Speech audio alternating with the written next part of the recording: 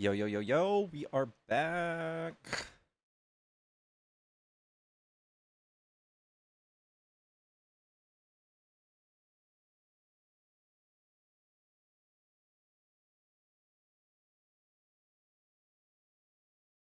What it do, y'all? What it do?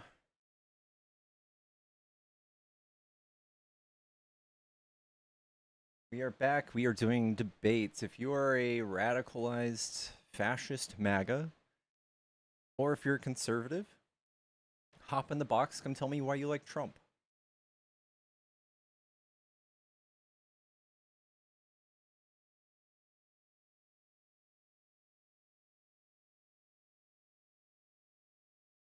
We just got back from getting my dog vaccinated.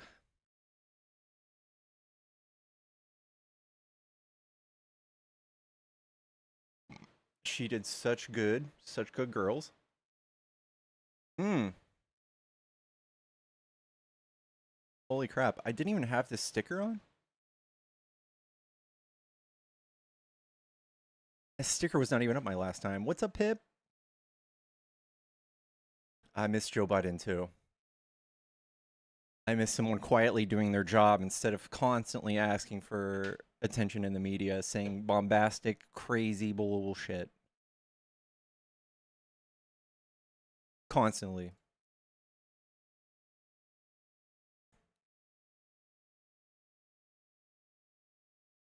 What's up, Alan? What's up, Peppermoon? What it do, y'all? What's up, YouTube? Be sure to hit the like button and tell YouTube that you guys like this live. Thank you for the maracas. I can't even tell who sent the. Oh, thank you, Georgia. Biden just napped all day. You have Trump on camera, I think, sleeping like 4 or 5 times now, just this year. Are you guys chill with that? You guys chill with it all of a sudden? I think Trump brainwashed y'all with like the Sleepy Biden nickname. Sleepy Joe! You guys will fall for anything.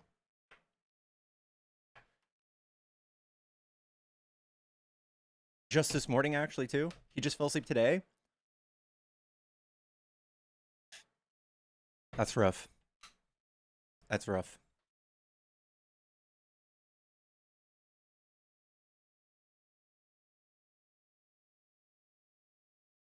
It looks like, guys, Liam, I don't think I would ask you to teach me some truth.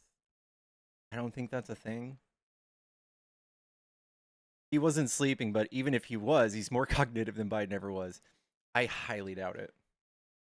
I just don't think so, man. I think Trump, just the fact that Trump thinks magnets don't work beneath water shows that I think he's probably like mentally about 6th grade, 7th grade. I've never heard him sound smart. What's up, Liam? How are you coping today? I'm pretty good. I want to ask, I've never asked you this before, and I'm really coming from a genuine place. I hope you're not wanting to troll and you can answer a direct question. Hmm?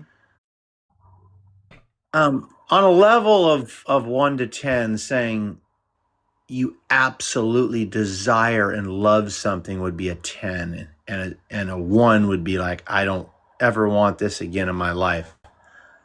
Where do you place me when I come up on your platform when people pay to kick me and it pays your bills constantly and your viewership doubles, if not triples, every time I come up here? So I would like you to be honest with yourself. Yeah, I saw the eyes roll. 190 of us saw it. So just truthfully be honest with yourself. And knowing everything that I said to you was true, go Yeah, ahead. I agree. There's like some duality there, and I think your ideas and your politics are maybe maybe a 2.5 out of 10. Um, the fact that people pay to kick you, make it about a 4. I could provoke the chat right now and they would probably send you $50. I mean, I've had people give $2,300 on TikTok to permaban me. Do It's you feel like like that says anything about you? I do. I feel that when someone really, really likes somebody because there's such strong opposition, Dude, I don't have to come up here with my Google AI overview search, okay, and all of my little talking points to come up here and debate you and dog walk you with my receipts. I try to come up here as an average, hardworking American and have a conversation on the knowledge that I know. I think And that a lot of our conversations have very little to do with like information and more or less like your personality or Trump's personality. I think that you guys are very surface level with actual politics, especially MAGA. I don't believe that to be true. I think that, and if that is true, it happens on both sides. You can't hate the American people that don't sit on TikTok and research constantly and hope that they're, dude, you honestly, you're trying to, as conservatives are, trying to find things that fit their narrative. Okay. You think that you're searching up oppositional shit to your belief? No, you're not. Okay. What did Trump screw up today? Let's try to figure it out for the debate talking points. Come on. All right, give me a sec. My headphones are dying.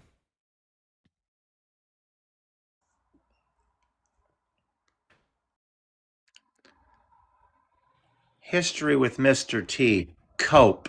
Okay. Cope. Cope more. All right. All right. Um, so I would say out of the I don't know 1,000 or 2,000 people I've talked to, 99 out of 100 have no idea anything in form of legislation on either side besides things that Trump has said, like Big Beautiful Bill. Um, Other than that, they wrongly fault Biden for things he didn't do, no matter what data I show them. They don't care. I think that y'all's politics is literally all rhetoric. And if you knew the actual like economic ramifications of the things that you guys want to do, you wouldn't do it. And I think that even the politicians knowing the economic ramifications of the things they do and they still do it and they still push for it means that they are like 99% running to win elections and 1% trying to make things better. Pickles, you guys constantly run on the lies and fears of things like American people starving to death because of losing their SNAP benefits. Okay. I've never heard you once in the entirety of ever hearing you talk on your TikToks about 300,000 people are affected by obesity annually. Okay. Do you think You've starving them never said, offsets that? no. It's not my point. Okay. You want to run on whatever you can to undermine the president. Okay. You don't want to see the president win for the American people. You don't. You just want Trump out of office so your party can win. That's what you want. I think You went, let me almost finish. Trump's I'm almost Trump's finished. winning looks Biden, like the I American didn't losing, I like the didn't average want American to losing. say I didn't want to say what about Biden, so I will because you brought up his name. I don't give a shit about Biden.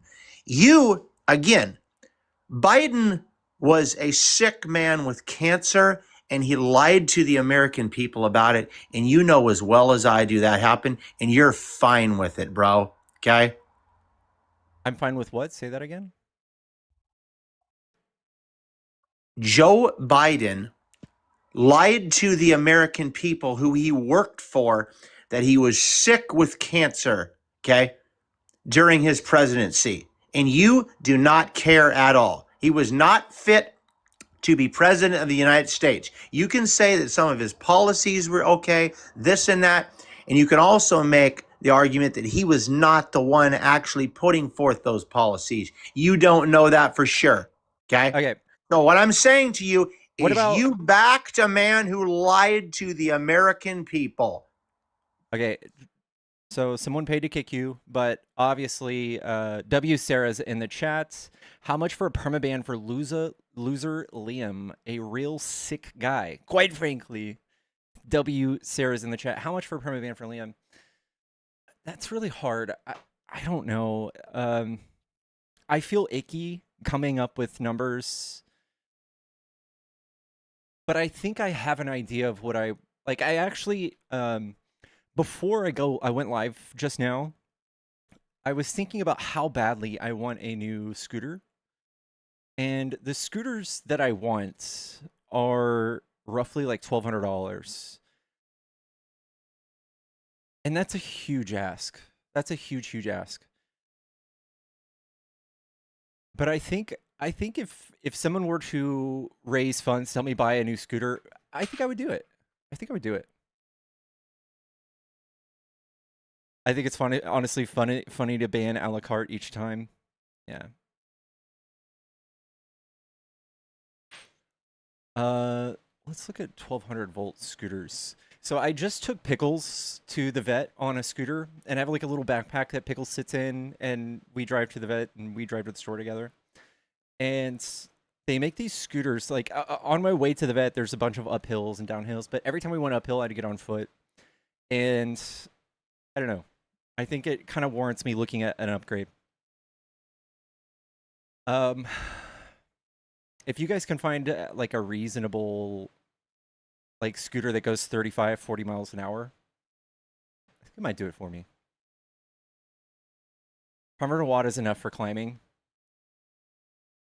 I did get my license back. Um, you can get a beater for that price tag. I haven't gotten my actual license back. I have to go sit at the DMV a few times and take the practical tests and the written test. I just don't feel like doing it. If I bought a car, I would almost never use it. Because everywhere I go is like 5-10 minutes away. Liam's goated though. Yeah, I'm like 200 pounds, and then when I put Pickles on there, it's 220. Get a delivery e-bike. I've got one. It's awesome. E-bike, I don't know if it's just not my style. I like scooter. Like bringing a scooter in and out of my apartment is a lot easier than a bike. Plus, the women go crazy when they see this thing on a scooter. I'll just be riding, dude, and I'll be like, what was that? That was their panties being thrown at me. It was their bra. I'd be like, oh, okay.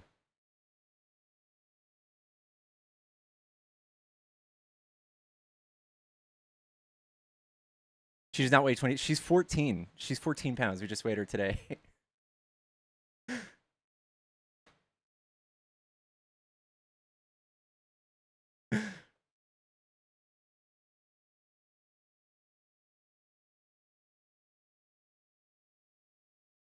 Did you just hear me queef? That wasn't me, y'all. That wasn't me. Chat, my phone line is back on. If you're trying to call, here is the phone number. Big shout to Meredith, $10 for the grifting tax. Anybody who comes up here and whines about the fact that I do this and make money, unironically helps me. So please come back up. I have 2 scooters, so Chicken Ryan 1, dude. That's OP. That's OP.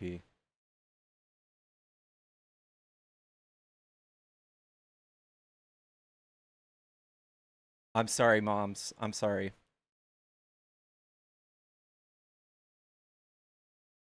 I think every town deserves hot guys on scooters with backpack puppies. Yeah. Yeah, chat, we are looking for Trump supporters. If you want to debate, hop in the box or call in on the phone. We are looking for Republicans, conservatives, MAGA fascists to call in and tell me why they support Trump.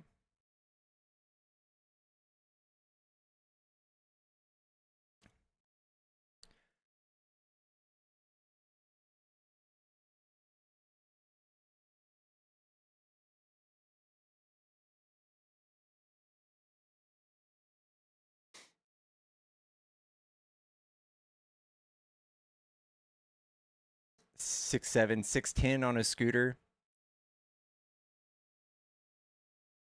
Yeah. I think yeah, I'm like 6'8" on a scooter. I'm the best debater. Ty, if that's you, I've got some bad news for you, bud. Neely with 500 comments. Thank you so much, Neely.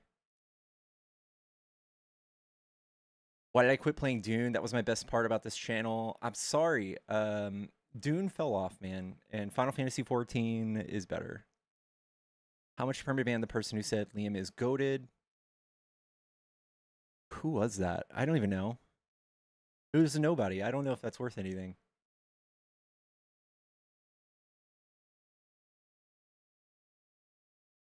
How tall am I not on a scooter? I'm 6'4". That was Ty. Yeah. Ty, we don't take 1-800 collect calls. Check your Discord messages in a bit. All right, dude, I love you, Big Fluff. Crimson Desert is awesome. I've been playing Crimson Desert a lot.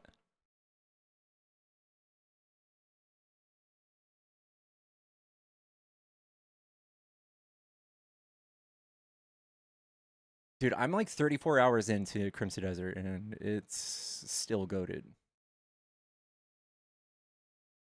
Have I tried Ceros yet? No, it's PS5 exclusive.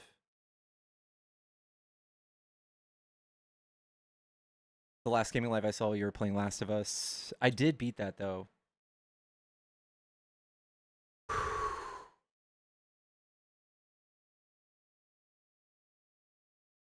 Oh, actually kind of worn out.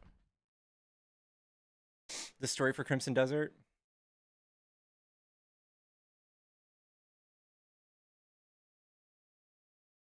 Happy National Military Appreciation Month. Celebrate and don't complain about Pride Month. There you go. I just beat Astrobot, one of the most fun games I've ever played. Hello, is this a Trump supporter? Hey. Yo, where you from, man? I'm from Dallas. You from Texas? Yeah. That's where you from? Yeah. You grew up around all white people? Mostly minorities. Mostly minority. Like black and Mexican American, I guess? Or just Mexican American? A good mixture of all of that. Sure. Okay. Okay. Why you hate Trump so much, man, and you're a white guy? Do you see what's going on around the world? Do you see the globalist plan of migration? Do you see that? Or No. that doesn't...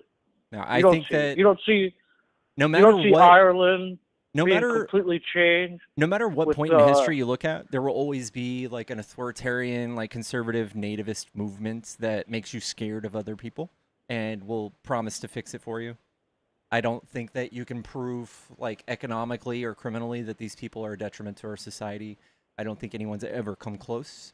I think that it's mostly about rhetoric and feelings, about uh, uh, xenophobia, stuff like that. Does the country have a right to stay nationalistic and to preserve their culture and heritage and history? A small country. I'm taking Ireland in particular because that's where my family's from, and we're having a big issue over there with mass migration, mass illegal migration, mostly from Muslims and African countries. At Bongo And 101 super do you think a chatted country has a right $10. to? Do you think a country has a right to restrict migration? Sure, yeah. I think that no matter what they do, like even after this, right? So if Ireland brings in some far right idiot and they do all of this crazy anti-immigration law, they'll still run on anti-immigration the very next election. They won't actually fix it. And it's the same thing for here. Trump has not done anything that has permanently affected migration, and he never will because he needs to run on it. Your party needs to run on it next election. Well, it's not my party, so I've never voted Republican in my life. Do I support Trump? I do support Trump. Yeah, so he's further right than the Republicans. He's just about. I mean, he's fascist by definition. Well, by your definition. By Umberto Eco's definition. Oh man, hold on one second. Sorry about that. Yeah, I just think that every country has a right to preserve their culture and their heritage. And if you look at the history, there was a time when Islam was in Europe, and what they did was the same thing that they do wherever they go. As long as they hit 40 or 50%, what they do is they take away the culture and the heritage and they replace it with Islamic culture and heritage. It took the Europeans like 300, 400 years to be able to fight the Muslim invasion off and get them out of Europe. Yeah, so Um, let me help you with that. Right now, our undocumented migrant population is like 4%. And if you look around, if you're like in a big city in America, I'm in Dallas. We have an enormous populations of Indian, Vietnamese, Hispanic, and your fucking family, Irish people, also the same thing. They came here, and nobody's crying about that right now, but they absolutely did back when they came and they migrated here. They were crying and bitching and moaning about preserving American culture, and here you are unironically doing the same thing. I think America is different than other countries in Europe. I think America was founded on multiculturalism. Then what I is think, it? So we need to maintain that, right? And not the homogenous stuff you're alluding to? well, I mean, there's a difference between immigration and illegal immigration, and I also believe during the turn of the century, when it was the Industrial Revolution, we needed the workers. And Same not now. only do we need the workers, but Same not thing only now. do we need the workers, but most of them had to come in here and they were vetted. Whether they went through Ellis Island or wherever, they were vetted for the plague. They But their culture's still different. So vetting or not, it's the same problem you're crying about. No, vetting is very important. It's 2026 now. We vet The year even is harder than we did 2026. back then. You're Well, we right. don't have an industrial revolution now, and We're having vetting some is sort of a important. revolution. Yeah, we are. Yeah, we're having yeah, right, a different kind of revolution. We're kind of having a white boy revolution because we saw what was happening. We saw the racism kick up, 500 times. Everything was white Christian males are bad, white Christian this, white That's not Christian. racism. Um, that's not racism. Well, it's only racism when it's towards people of color. It's not Correct. racism. I gotcha. Yeah. See, that's what I'm saying. I know you never grew up around minorities. I'm born in the Bronx. I grew up around. My high school was 75% black and Hispanic. 75%. So you did not. I know for a fact you did not grow up around minorities. That racism is it doesn't equate to just one particular sect of people being racist towards another. Racism goes every which way. If you're a minority white person, and they're being racist towards you because of the color of your skin, no matter what, that's racism. That's It doesn't matter prejudice. if you are prejudged, or if somebody is telling you that your people That's were just anti-white. slave That's prejudice. masters. Let me help you. Right. So racism infers that there's a system, there's a machine helping you do this. So in America, the system in place, the Right. people in power are absolutely using the government and are mostly white and are using that to perpetuate negative stereotypes about, I don't know, migrants like Trump, Yeah. saying they're poisoning the blood of the country. They use things like redlining, and they used things to, they used police and the judicial system to over police Police. and over perpetuate long sentences for color, like POC and black people. Do you know that black people call 911 five times more than white people? Do you know that? Do you know Okay. that black people stay inside the police precincts all day and all night, filing restraining orders against their baby daddies and their boyfriends? What does this have to do But with these are the people racism that, but versus these are the people that want prejudice? to defund the police. Do you also know that the NYPD is made up majority of black and Hispanic people as well? Let me give you some good stats. to Yeah. help you. So, did you know that black people get 20% longer prison sentences for the same exact crime white people commit, even if it's a first offense? Same thing with Latinos. I think it's 17 or 12%. And black people are also more likely, I think it's 50% more likely to be pulled over during the day than the nighttime because they can't tell if they're black during the nighttime. It goes on and on and on and on. But why don't you live around black people and Hispanic people then? Like, why do I you live in in the a white very area? center of Dallas. It's the most diverse part of Dallas. Yeah, so Dallas is very white, and if you go to the outskirts, it's very segregated in Dallas. I'm glad you said that. It's very, very segregated. Okay, in Carrollton, the city I grew up in, is 30% foreign born. Mhm. So it absolutely was. And I think that I lived right next to the literal projects. Like my neighbor, the fence that divided me from my neighbor led to the literal projects. I literally would just have to tell you that you're just assuming that I'm lying, but it's true. I can give you the intersection, Kelly and Frankfurt. So it literally is true. I grew up around majority minority groups. My family grew up poor. I grew up in a trailer park before that.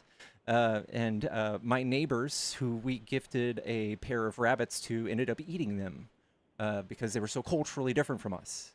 So Well, eating rabbits is what people do all over the world. That's not like crazy. They eat a yeah, rabbit. I mean, I they just don't serve think rabbit here in Manhattan. it's it's a little bit different, right? So Manhattan is Not also a really. I melting mean, pot. you eat a rabbit, you eat a chicken. What's the difference between eating a rabbit and eating a chicken?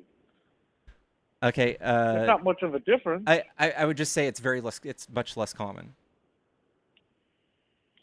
Well, they actually have rabbit hunting. I mean, I don't, people have been living on rabbits for thousands of years. You can say it's one versus the other, but it's just not common. It's not common for like a restaurant to offer rabbit. Right. And do you think that they should make special laws to protect illegal immigrants who commit crime? It depends on what you're talking about. So if a undocumented migrant steals a stick of gum, do I think that we should use thousands and thousands of dollars to deport this person and break up a family and all that stuff? Somebody who pays taxes. Is that really like as an adult? Are you saying stealing a stick of gum? Like really? Like that's your theft under $50? If you want to talk about the actual law, theft under $50. No, I don't think we should use thousands and thousands of dollars to deport these people.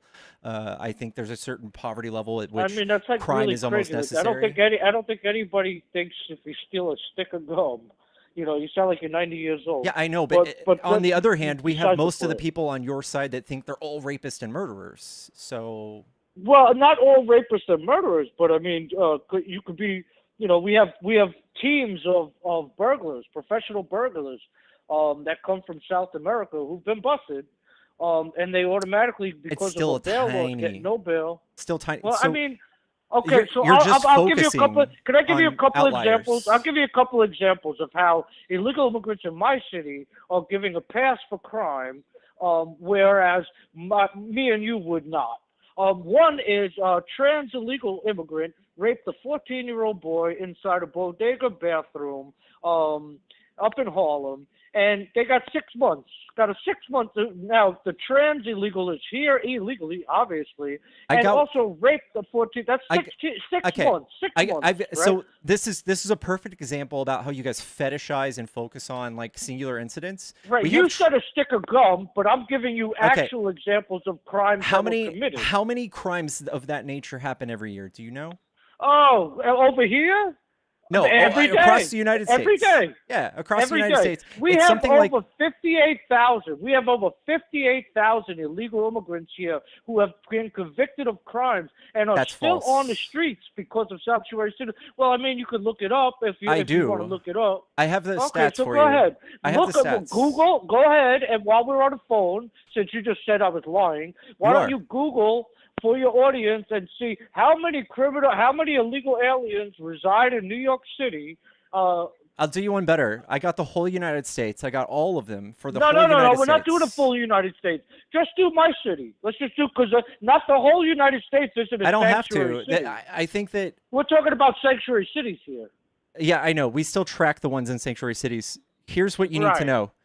Last Yeah. year, there were Right. 23 murders in total from undocumented migrants out of the Oh, 30 million please, Trump dude. tells you they were There was here. 5 murders by illegal immigrants in my city alone in the last month. And Shall you're I one of name the them? biggest. Shall I So name were them? they convicted yet?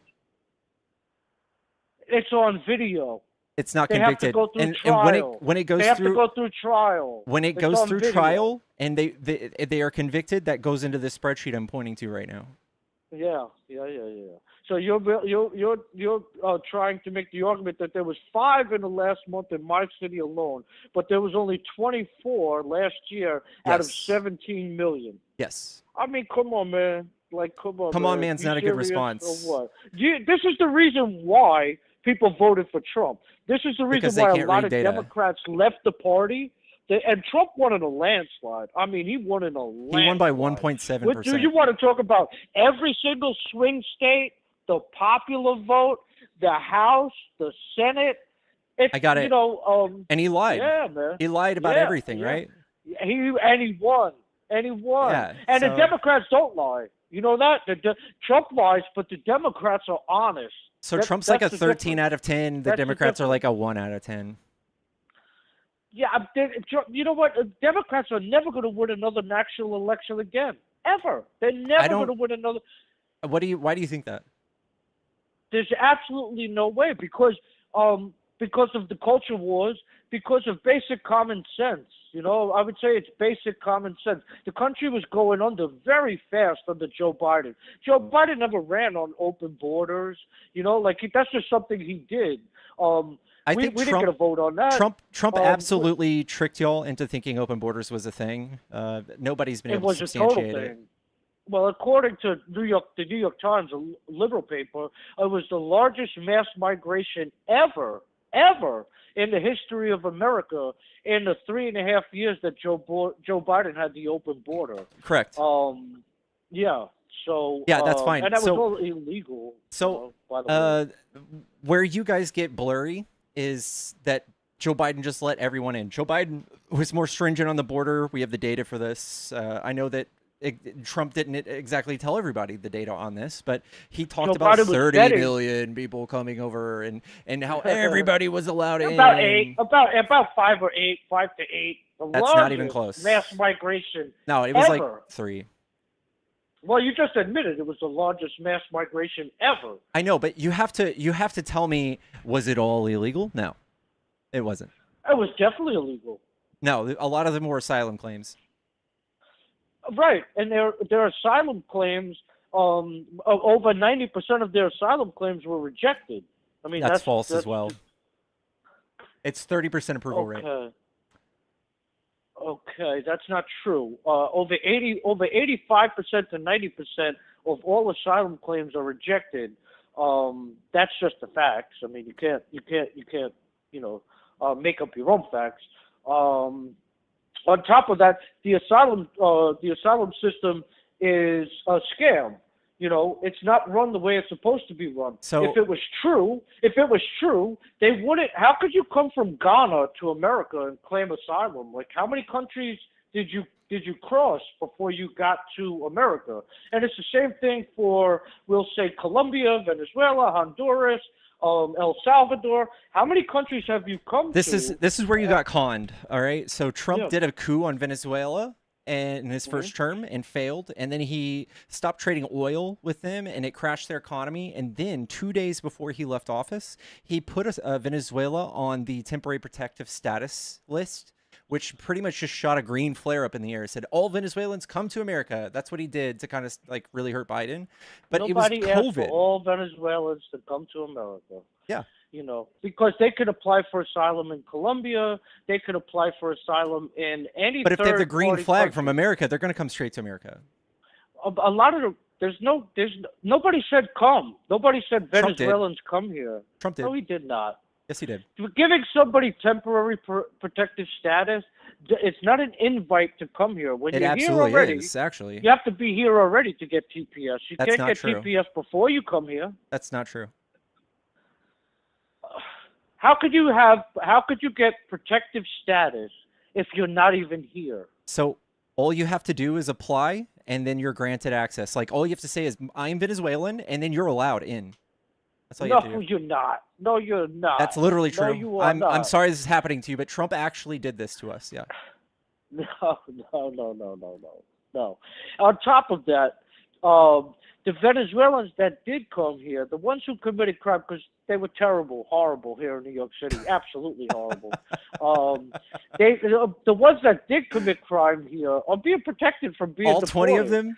Oh no. Yeah, 20. Yes, 20. Only 20 Oh, Venezuelans. man. Definitely. I think Only Trump has 20 of more them. felonies than all of them that committed murder last Oh, year. he definitely does, and he still got elected I in a know. landslide. By the way, in a landslide. At 1.7%, You know? dude. Don't break your arm, jerk yourself off, dude. Yeah, I know. 1.7%. Every swing state, the popular vote, the House, and the Senate. You know. Yeah, and so you guys still have only I passed don't- like one bill. It's sad. This ain't go, dude. We're never going back. Like we're never going backwards. Dude, after to- Trump's war, you don't think 1.7% of people are turned off We by are enormous never gas going price back. surges? Listen, By the way, blacks are never going to run this country. Hispanics are never going to run this country. We are unapologetic. We are unapologetic, letting you know that Europeans built this country along with Black Americans. Everything with the mass migration of all these cultures that don't like us. Everybody's fed up. I can't tell you how many lifelong Democrats here in New York have left the party, will never vote for Democrats again. And when you want to bring up racism, it's at a point now where even in Ireland, it's the same thing. Yes, we want this to be a majority white country, and yes, we do, unapologetically. That's what we want. We don't want third world problems. We don't want your culture, and we don't want any of your problems when you come here. Is everybody invited here to become American? Yes, you are. Everybody's invited here to become American.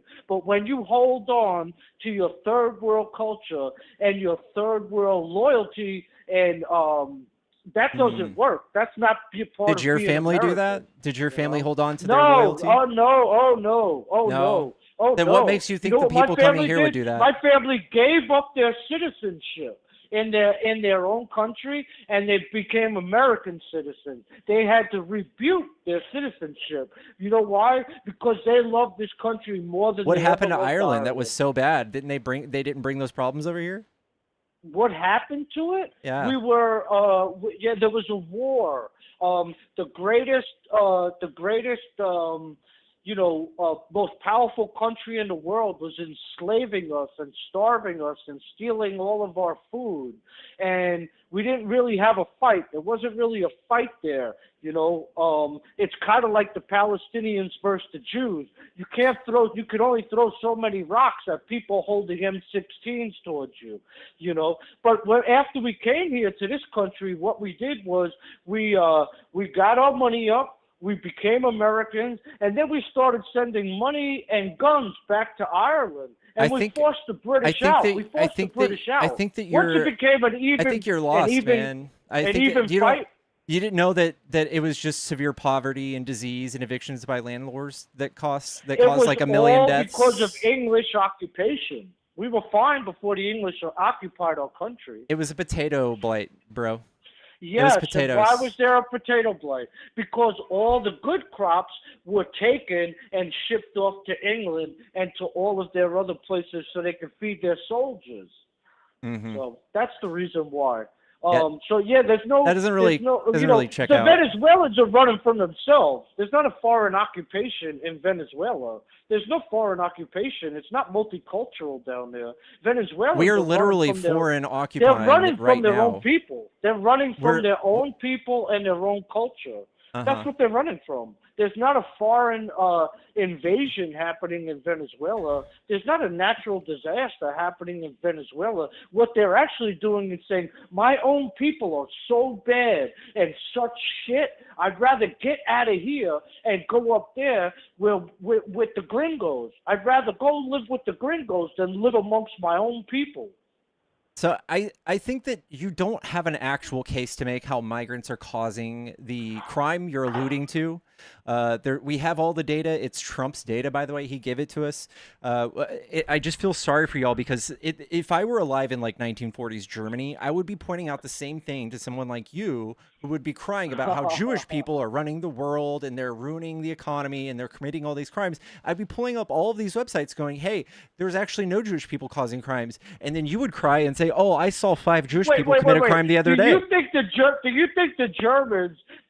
the Germans were literally shoving them into ovens because they weren't doing anything bad? They just didn't like them because they were Jews? Yes, I know so. Yes. Is that what you think? Yes. Do you think that the Jewish people weren't ruining the German economy? They were not. No, there's no evidence of it. Oh, okay. Yeah, the Germans are just so diabolical that one day they turned around and they said, you know what? We don't like you people for no reason. Just for no reason. Yes, literally, yes. It was based on you. conspiracy, my friend. It was based on conspiracy. So the conspiracy was that Hitler and the country of Germany lost World War I, and the conspiracy was that some Jewish person stabbed a general or somebody in the back and basically sabotaged the war of World War I. And Hitler held on to this for his whole life, and he hated Jewish people. He thought they were running the world economy and all this other shit, things that aren't true, and he perpetuated this lie to all of his people through propaganda, through Joseph Goebbels, Joseph Goebbels, Do you know the Jews, and basically God made people the believe Jews this to be true. The only people God has ever punished. Do you know that the Jews, as a people, as a sect, as a race, do you know that was the only race of people that God has punished time and time again throughout history? Not all of us believe in fairy tales and God. The only ones. Not all of us believe in that. They roamed the desert for 800 years under Pharaoh. Why? Because God threw them out of their holy land. God threw them out of their own land. We got $20 from Neely for kicking the Nazi. If anybody else wants to chip in, Hell it's $20 more. Nazi. Yeah, right. Nazi. You know. But you're a traitor. So, I mean, if I'm a Nazi, you're a traitor. I go to my grave as a Nazi, but I would not like to go to my grave as a traitor. There's nothing lower than that. We know. You know, there's like nothing lower than that. Would you like to see another 10 million come over the border if Democrats win next election? Like, I would like to see roughly 1% of our economy or our population grow each year because we're in population decline, and I'm not a fucking negative IQ troglodyte. And I just think that y'all are silly and just working against everything that makes our economy and the country good. Yes. Oh, without illegal immigrants, I mean, America wouldn't be in the where it is now. Is that correct? According to you? So we have multiple reports from places like the Congressional Budget Office that show the impact of the surge of migration during Biden, and it's going to be adding trillions to our economy. And on the opposite side of that coin, we have Trump paying trillions of dollars to remove them and stifling our economy. And you guys are literally just drilling at the mouth over this because of some sort of maintenance of like culture and values and shit. We had somebody pay for the rest of Kick You, so you can go back tomorrow, all right? W. Gerald, kick the Nazi. Where the fuck is his brain? Yeah. Guys, all roads lead to fascism in this type of thinking. You can be pulled around by the nose and tricked into voting in any politician who makes you angry enough at people who are different from you.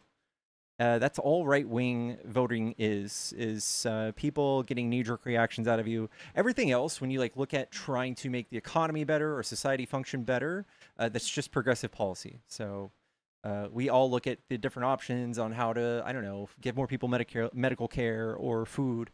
Republicans have no business. They don't want any of that. So if you ever want to see America first policy, you just vote Democrat. You vote left.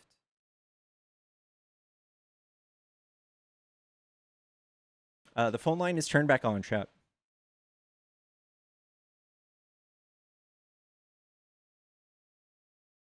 Regressives. Yeah, I agree. I think conservatives need to change their name to regressives.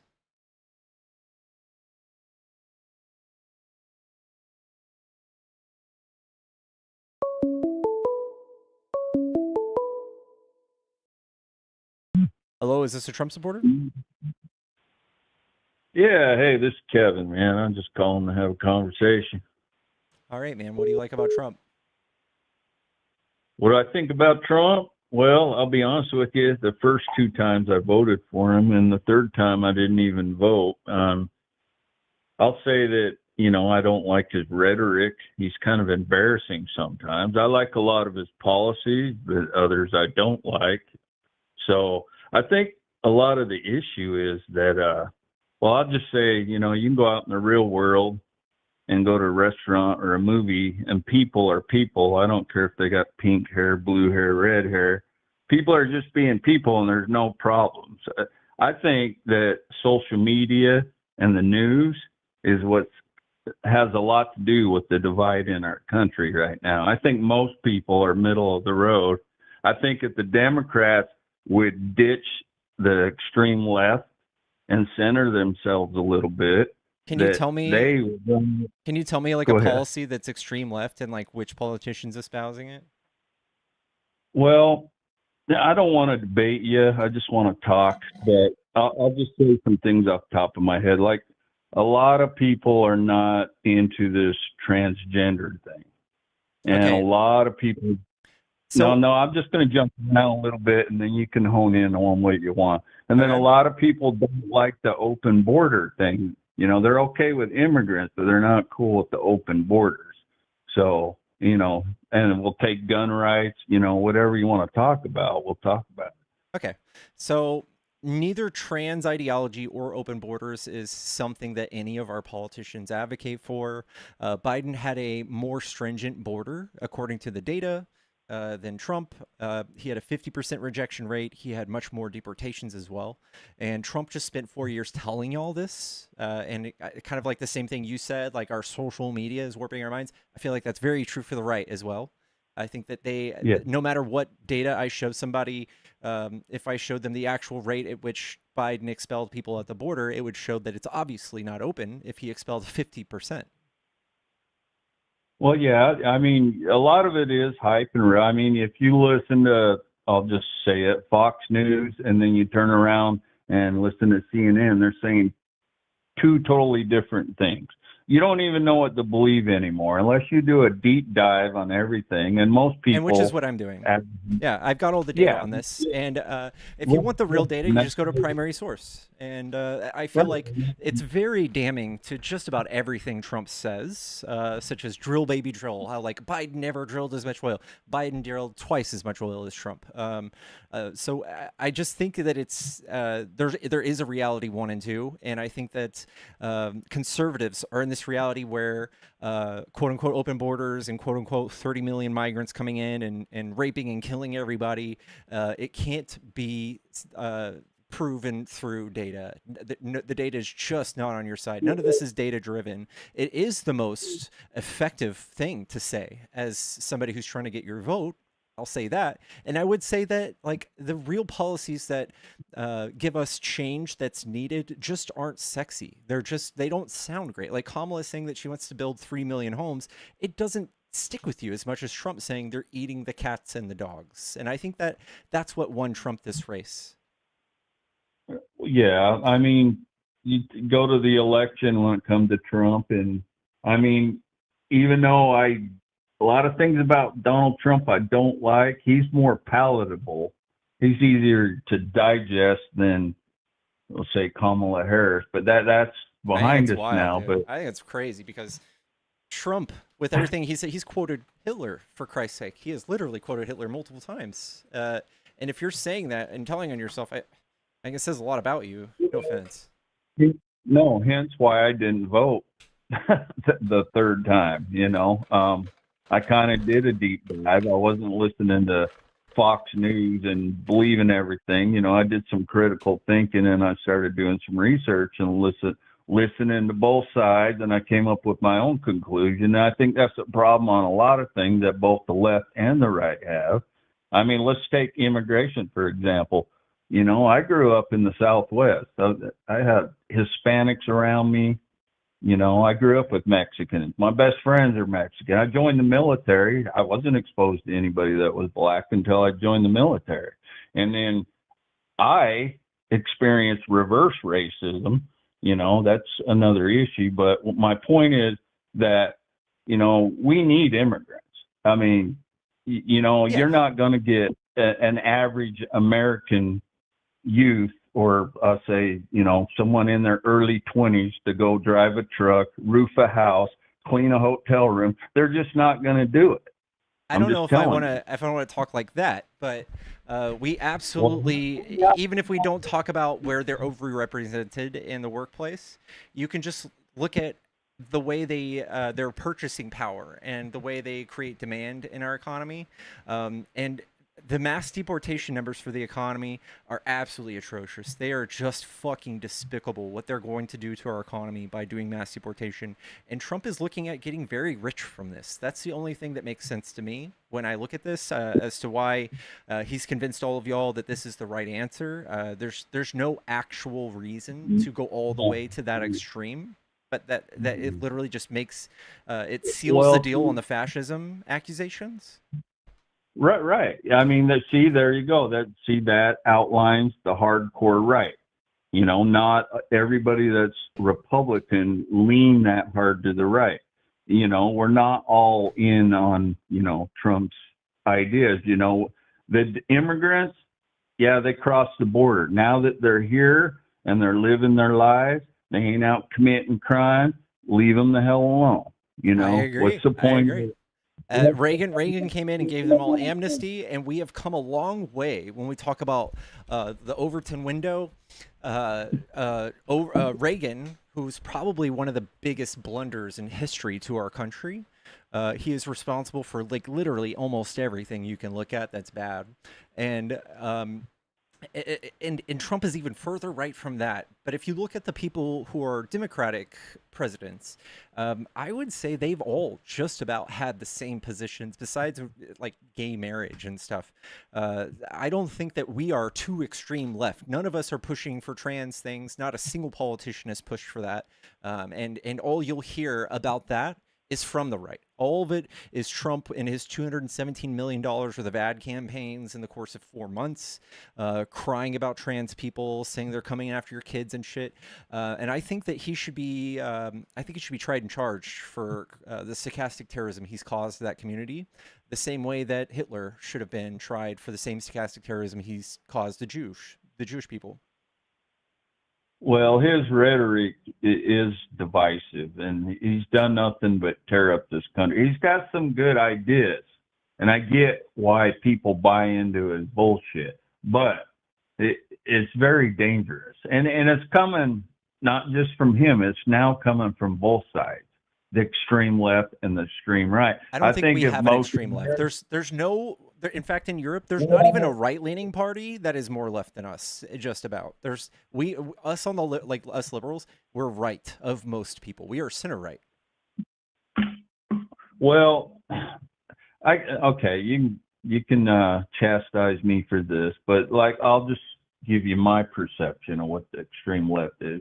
Some guys walking around in their little furry outfits, and that's actually a thing in Utah. They let them in school, and they give them litter boxes and all kinds of things. That's a lie. That's just... I have fact-checked this numerous times. Not a single person has given me a school that has the litter box thing. The only thing you can point to is that they do carry in some classrooms kitty litter for children to go to the restroom in the event that there's a school shooting. Okay, but we'll just scratch the litter box thing. But could I go to school and wear my Dracula costume all year round, and you call me Count Dracula? Come on. Yeah. Where do we draw? My brother was extremely goth, and he basically did that, and nobody got hurt. So I think it's just fine. It's okay what you do in your house, or it's putting it in your face is where people have the problem. I shouldn't have to, If you enjoy those freedoms for Christianity, I would say that you need to advocate them for every type and walk of life. So if you're okay with Christians knocking on my fucking door, tell me to find Jesus and shit, I would challenge you to not get upset until Dracula comes knocking at your door. Well, hang on, hear me out. I grew up I had long hair. I smoked weed, listened to rock and roll. I grew up in Salt Lake City, Utah. I had them Mormons knocking on my door. I didn't like it. I didn't like that shit crammed down my face at all. I get it. I got it. I don't want nothing pushed on me. It's a free country, But these are and what you do, the is people you that are do. But these people are what's up? absolutely doing that. The people, this is called a projection campaign. So the way that they're manufacturing consent from y'all is saying like that trans people or furries or whatever are coming for your kids and all this shit. And what that's done is that's made you guys want to jerk and swing the pendulum in the total opposite direction to allow them to put Bibles in the schools. And that's exactly what they're doing. We have no instances of on a state or city level people trying to add these things like, gayness or transness to schools. But we absolutely have that now with extreme prejudice with Bibles being put in the whole state of Oklahoma.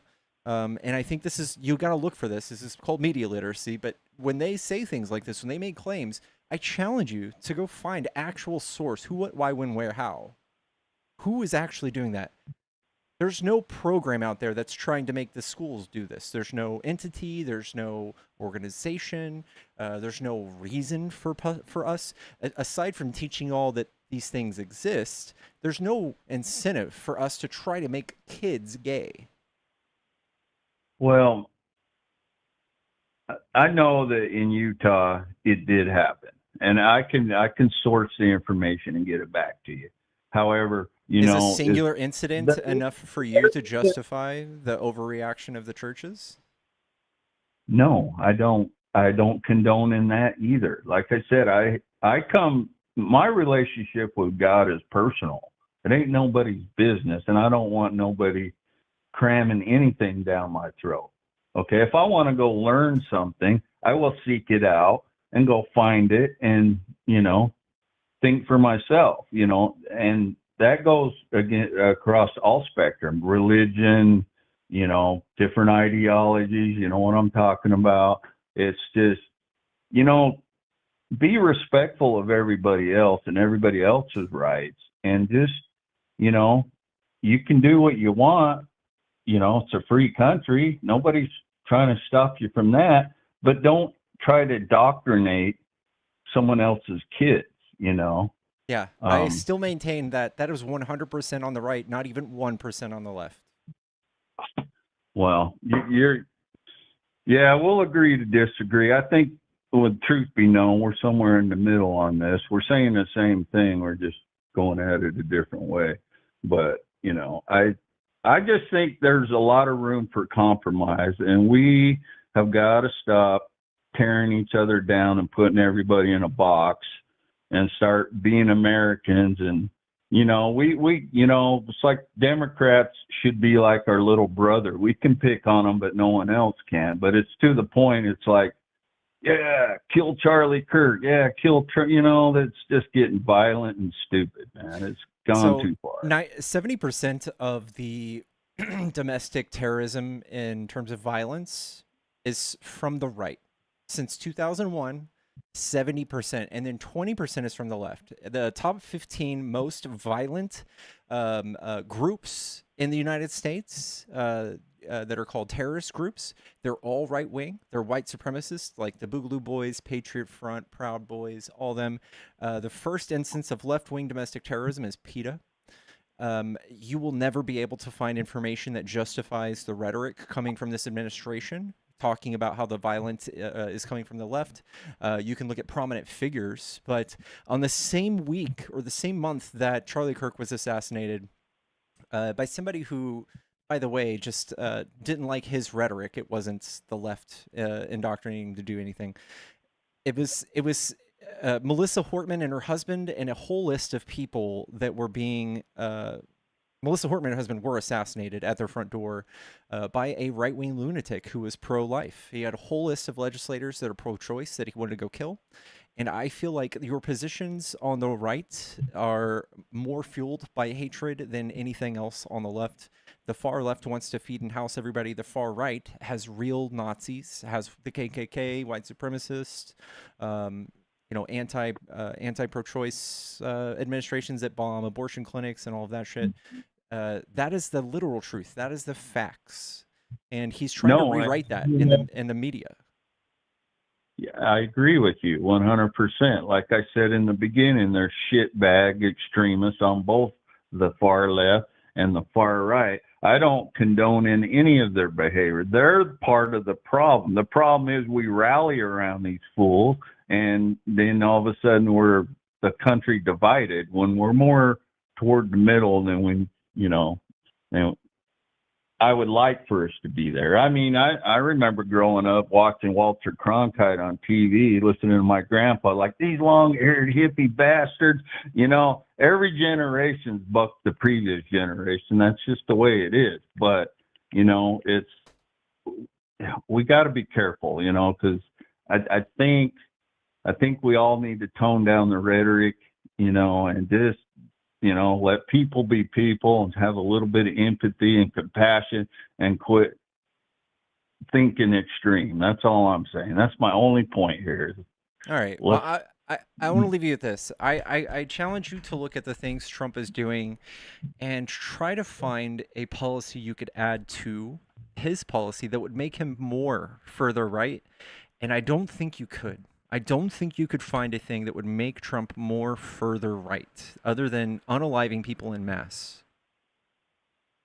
I accept your challenge. I'll do the deep dive on that, and then next time, we can have a conversation on that issue. All right, man. Well, it was good talking to you. All right. Appreciate it, man. Thank you. I appreciate what you guys are doing, having open dialogue and, being critical thinkers here. All right. Well, you have a good day. All right. You too, bro. All right. Chat, if you're a Trump supporter and you want to debate, hop in the box or call this phone number. If you're on YouTube, you'll be able to see this. And if you enjoy these debates, give me a follow. We do these every day.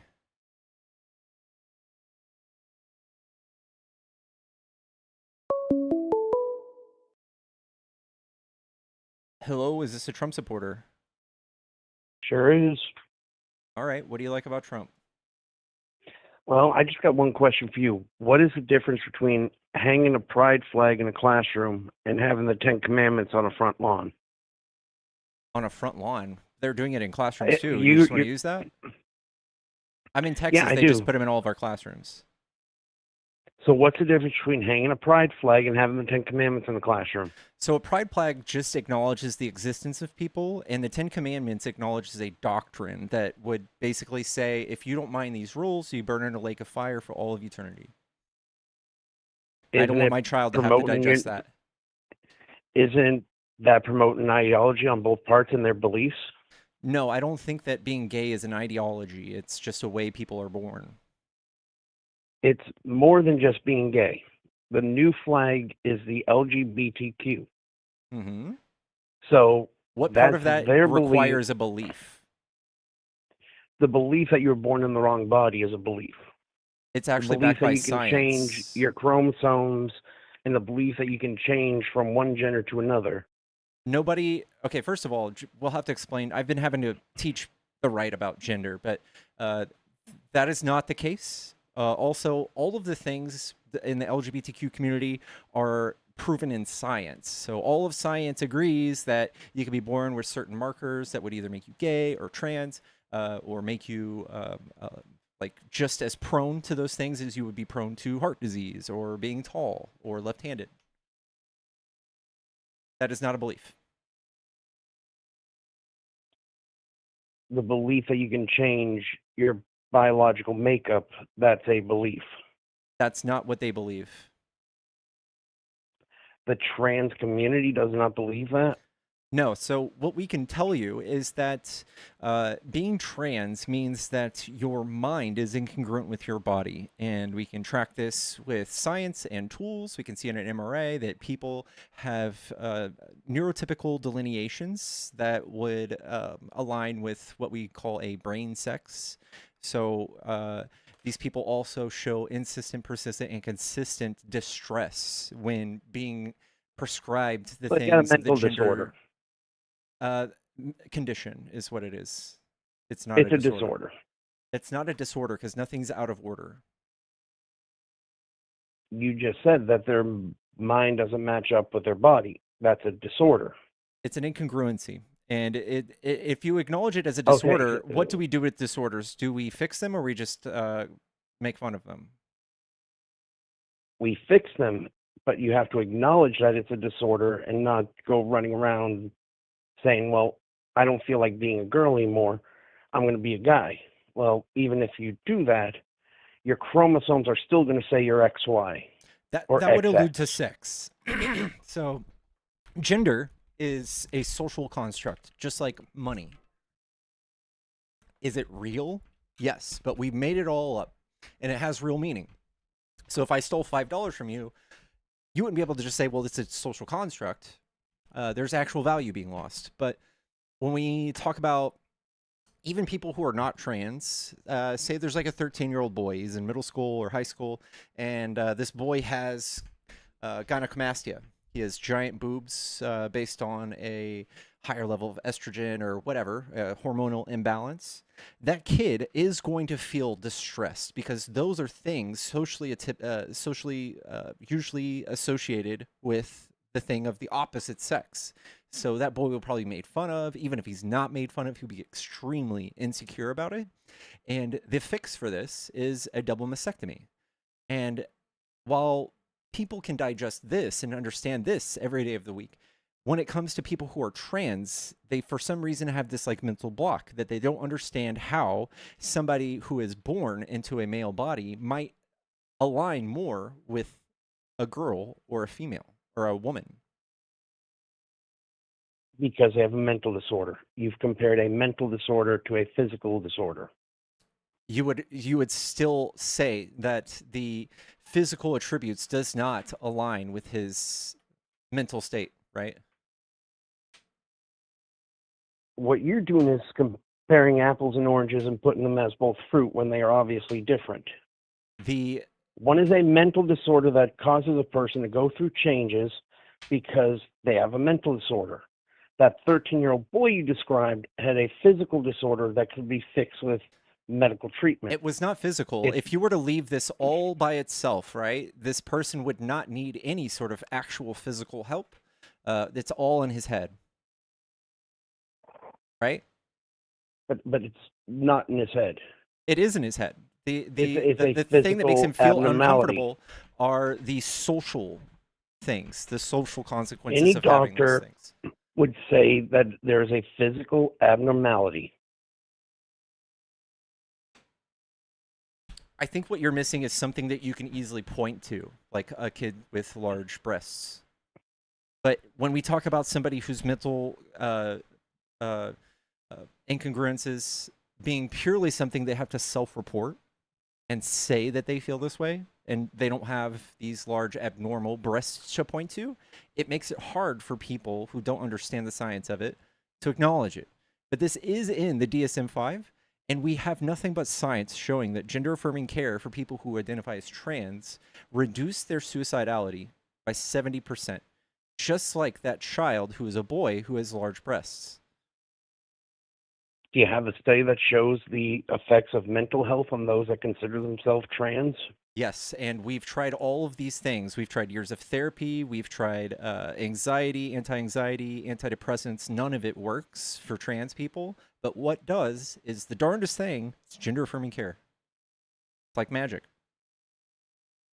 Then what about the numerous cases of people that decide to transition to the opposite sex just to transition back when they realize they made a mistake?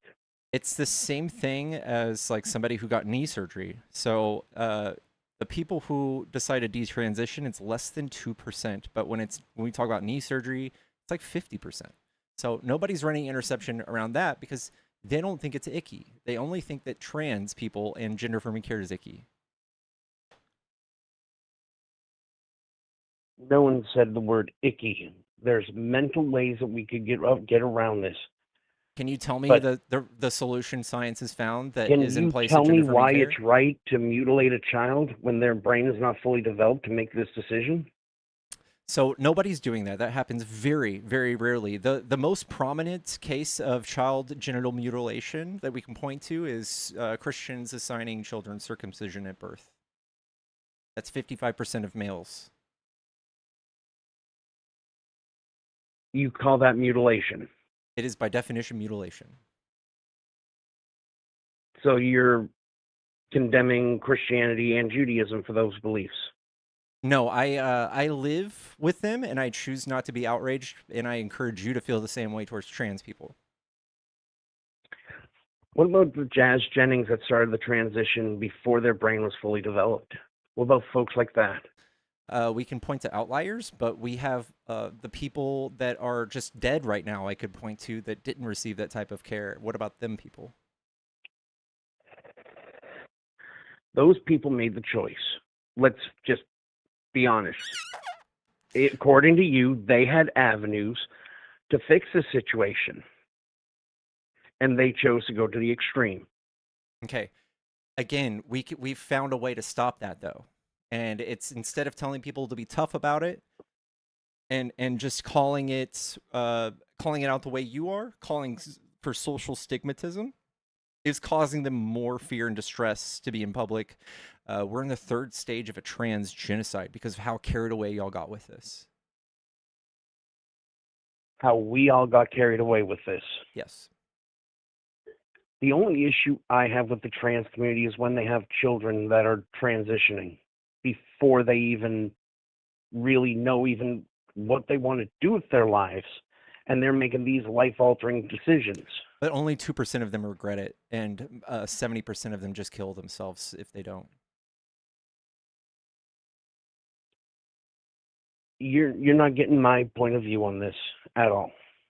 I just A side with the child. science. Whatever the science says is what I'm for. None of us are holding any extra superstitious beliefs. You know, I could find science that says the opposite. If you look hard enough, you can find things that you agree with and things you disagree with. I don't think that's true. I think that we can find criticisms of scientific studies, but generally doctors in medicine have an ever-evolving like stance on things like this. And whatever the current science says suggests today that would help somebody not kill themselves is what I'm for. And I don't feel like causing even more social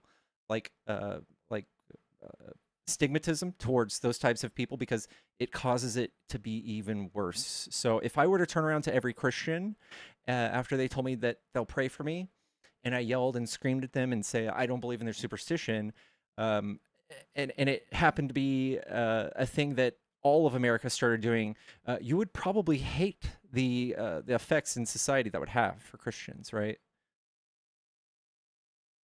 Christians are used to this. We've been prosecuted for thousands of years. I think you wish you were, but you're like 60% of America.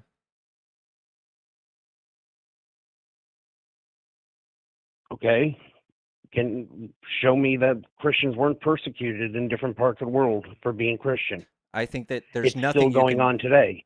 There's nothing you can point to that's worse than what's happening in the trans community. I don't think we should do the Olympics around this. Trans people are like 1%. You're kidding me, right? No, I'm not. Christians are If you're actually Christian largely in some responsible. Islam country, you are getting killed. That's you not will true be either. shunned. Okay. That's not true either. I think that you guys would like to think that, but Christians are like in control mostly here, and you could walk around every day of the week with a cross hanging around your neck, and nobody is going to punch you in the mouth or threaten you to get out of the bathroom or scream at you and yell at you. But it absolutely happens to just about every trans person walking throughout the United States in the public. I think you're completely wrong with that. Can you show me an instance of anti-Christian terrorism? Let's see. I've been attacked by BLM and other groups for being a Christian Oh God. because I had my Bible and I preached the word. Were you holding up a sign that said God hates gay people? No, I certainly wasn't. Because I have that outside of my apartment every few weeks. Well, that's great for you. My best friend that I've been friends with for 30 years, guess what? He's gay. He's married to a man. That doesn't mean anything. I haven't called him the F word. I haven't derogatory. I still talk to him. I don't My care about your step-uncle is gay. proximity to these people. I think the way you vote harms Well, them. the way you're talking about Christians and the way we treat the trans and gay community, this takes precedence because you're putting an umbrella over all of us when it's not true. You do have to answer for each other's actions. Right now, I'm in Texas, and there was this huge Muslim event that was going to take place at an indoor water park that Christians and Governor Abbott proudly threatened the city to pull funding if they allowed it to happen. Can you imagine if that happened to Christians? If we stopped the building of like a church in Texas because it was Christian and we want y'all to stay the fuck away from our kids?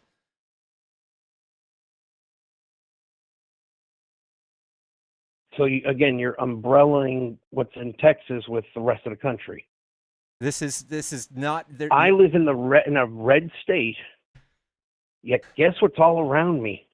There are churches, but there's also Islamic centers. There's also synagogues.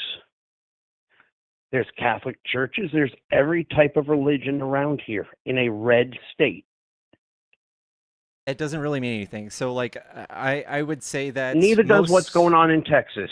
That doesn't really matter. Well, these actions are pretty damning when I can just point to the fact that, like, what's damning is you putting an umbrella term on stuff that you don't know besides what's in your bubble of Texas. I actually talk to people with the opposite position politically every day, so I'm not really in a bubble. But you say all Christians are in a bubble. I would say that most of them are completely indoctrinated to lose and be neutered of their ability to critically think.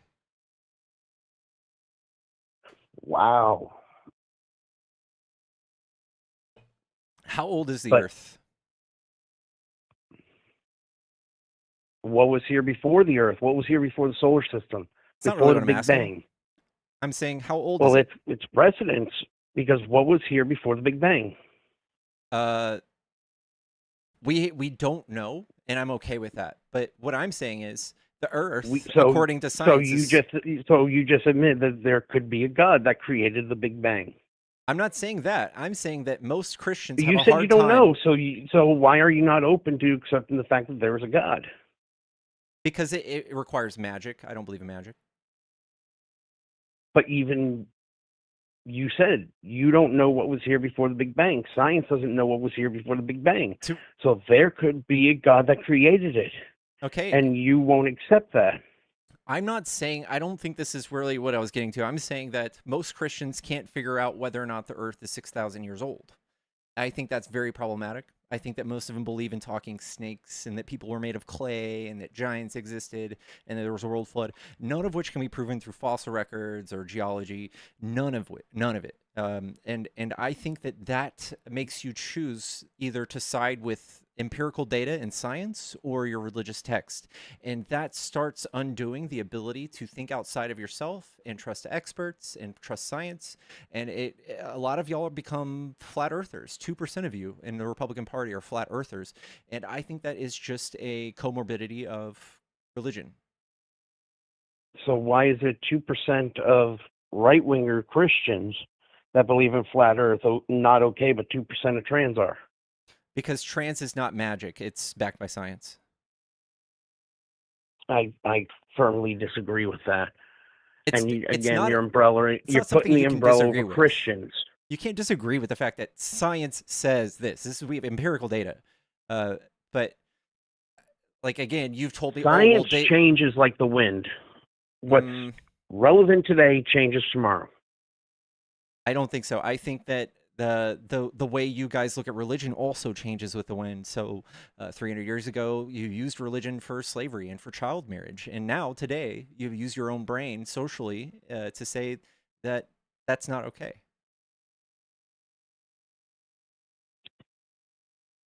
We have not used our text for slavery. And if you want to get onto that topic, we can talk about how slavery is still relevant in the United States. Is mostly because believe it or not, every right. person in this country is still technically a slave owner. Well, you talk about the private prison industry. Any prison, if you read the Constitution of the United States, in the amendment that abolishes slavery, it allows it for prison. Not just prison, every city, county, every state and county jail, every state prison and federal prison, those inmates are technically slaves. That's what I said.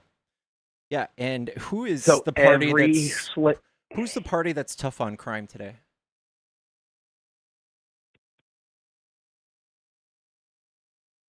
the Republicans, to try to keep this country safe. Uh-huh. We don't want people just walking into this country willy-nilly. Mm-hmm. Who's the party that has, I think, 3 of the largest private prisons as large contributors to their campaign? I'll give you a hint. Rhymes with Trump.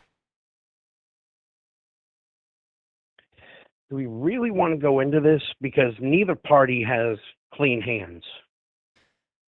We don't have to, but I'm just saying that I think the left has been trying to undo a lot of the harm that things like the slave Bible and the things that Christians have perpetuated in this country historically. It was the left-wing Democrats that have blood on their hands on a certain thing called Vietnam. I can probably that ruined an agree with you on entire generation. I can agree with you on that, but I think that you guys are just as susceptible to the Iran war, and you don't get any points for being against Vietnam. Things about the Middle East as well. Bush, 20 We want years, to talk Middle about East. Iran that's been attacking us since 1979 and doing hostile acts against the United States and making threats. I think if your history starts at 1979, that's all we need to know. That's every liberal's argument. Yeah. Every what about single 1953? Do you know what happened in 1953? Wow, 1 year, 1953, 1979, 1983. Let's figure the whole 80s. Let's get into the 90s. No. I'm talking where about Iran went after the United States. I'm talking about as it relates to Iran. In 1953, we ran a coup and we installed a dictator named the Shah into their government. And he was a dictator for 16 or 17 years. And if your history starts at the overthrow of that dictator, that is a perfect example of how you've whitewashed history to learn your political stance. Whitewashed history. Okay. They had 16 years where they could have overthrown him. And even when they overthrow them, what they do? They went after the United States by keeping U.S. citizens that had nothing to do with that prisoner for 444 days. Mm-hmm. And we have Reagan extending their capture so that he could win an election. No, we had a liberal peanut farmer from Georgia that couldn't get them freed. Yeah, I believe that Netanyahu was the one who was in cahoots with Reagan to stop the timely release of the soldiers so that Carter would lose that election. They were not soldiers, they were civilians. Civilians, whatever. No, there's a big difference. I don't care. Of course you don't. Okay. A civilian has nothing to do with the military. They had nothing to do with that, and they were taken hostage. If we were at war with Iran, they took some of our military men prisoners. Guess what? They're prisoners of war. Completely different. Yeah. But guess what? The president of the United States, Jimmy Carter, could have removed Yahoo and put someone else in. He did not. I don't think so. The saying is, shit rolls downhill. It starts at the top. And in this country, it's the president of the United States. So are you all this for comes back to Carter? You're not for capturing citizens for political reasons and using them for prisoner trades? If they're not guilty of a crime, absolutely. So you should have a huge problem with Trump holding 200 Venezuelans the same way and sending them to a labor camp in El Salvador for a prison trade? Did they come to this country legally? A lot of them did, yes, and they had no criminal background. 90%. Did they apply for citizenship? Yeah, a lot of them. And Trump has undone 500,000 people who are legally here too. He's undone their status to deport them too.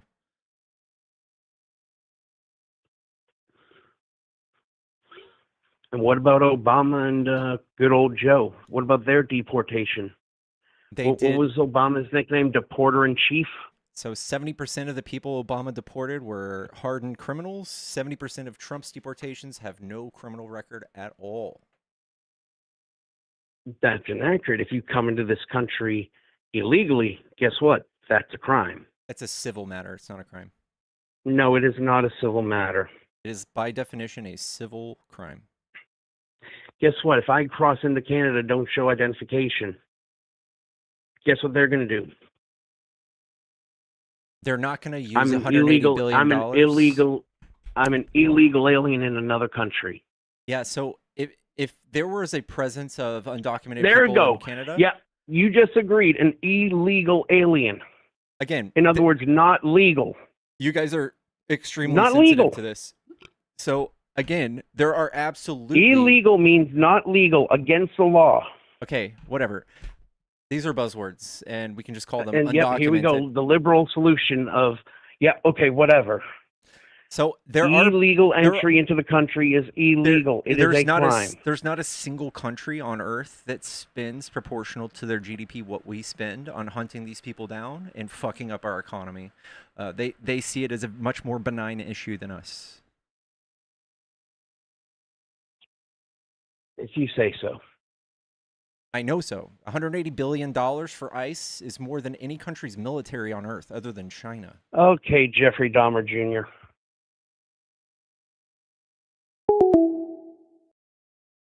Checkmate.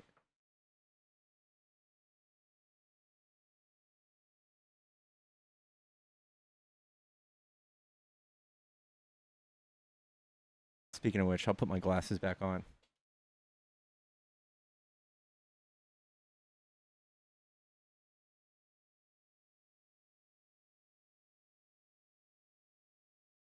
Guys, Jeffrey Dahmer was a Christian. I can't believe they don't like him.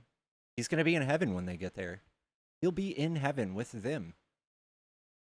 They should have forgiven him by now, right?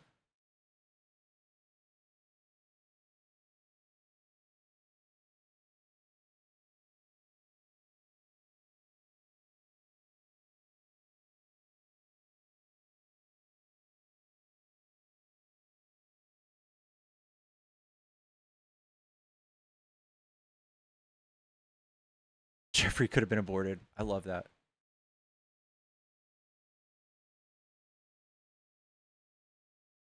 Chat, the phone line's back on. If you're trying to call and get your D slapped by a liberal, come at me, bro.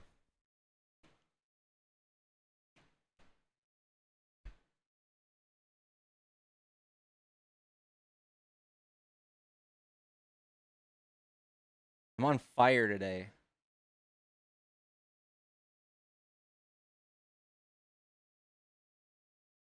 He became a Christian in prison. I mean, most Christians become Christians at the most vulnerable point in their lives.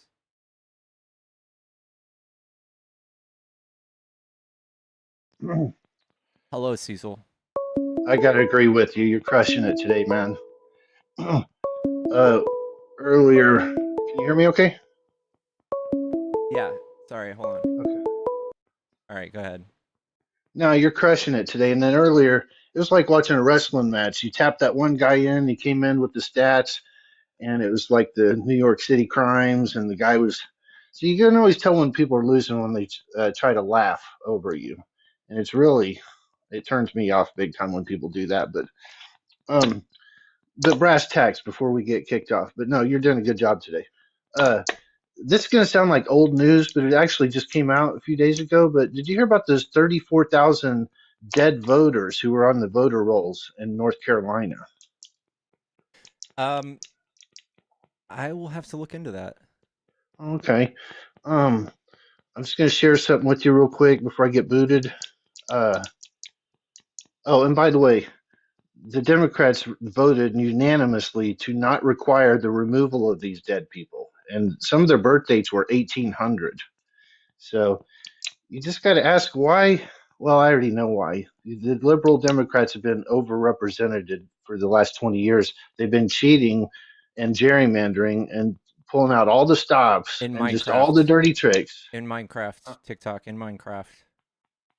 What's that? Oh, did I say something wrong? No, Just talking about voting fraud as loosely as you are, without the cold hard facts. This being adjudicated gets me booted. Oh, okay. Okay. I'm sorry, man. I don't want you to get booted. Sheila Sherphyllis McCormick. She found God. You ever notice even Democrats find God when they get in deep trouble?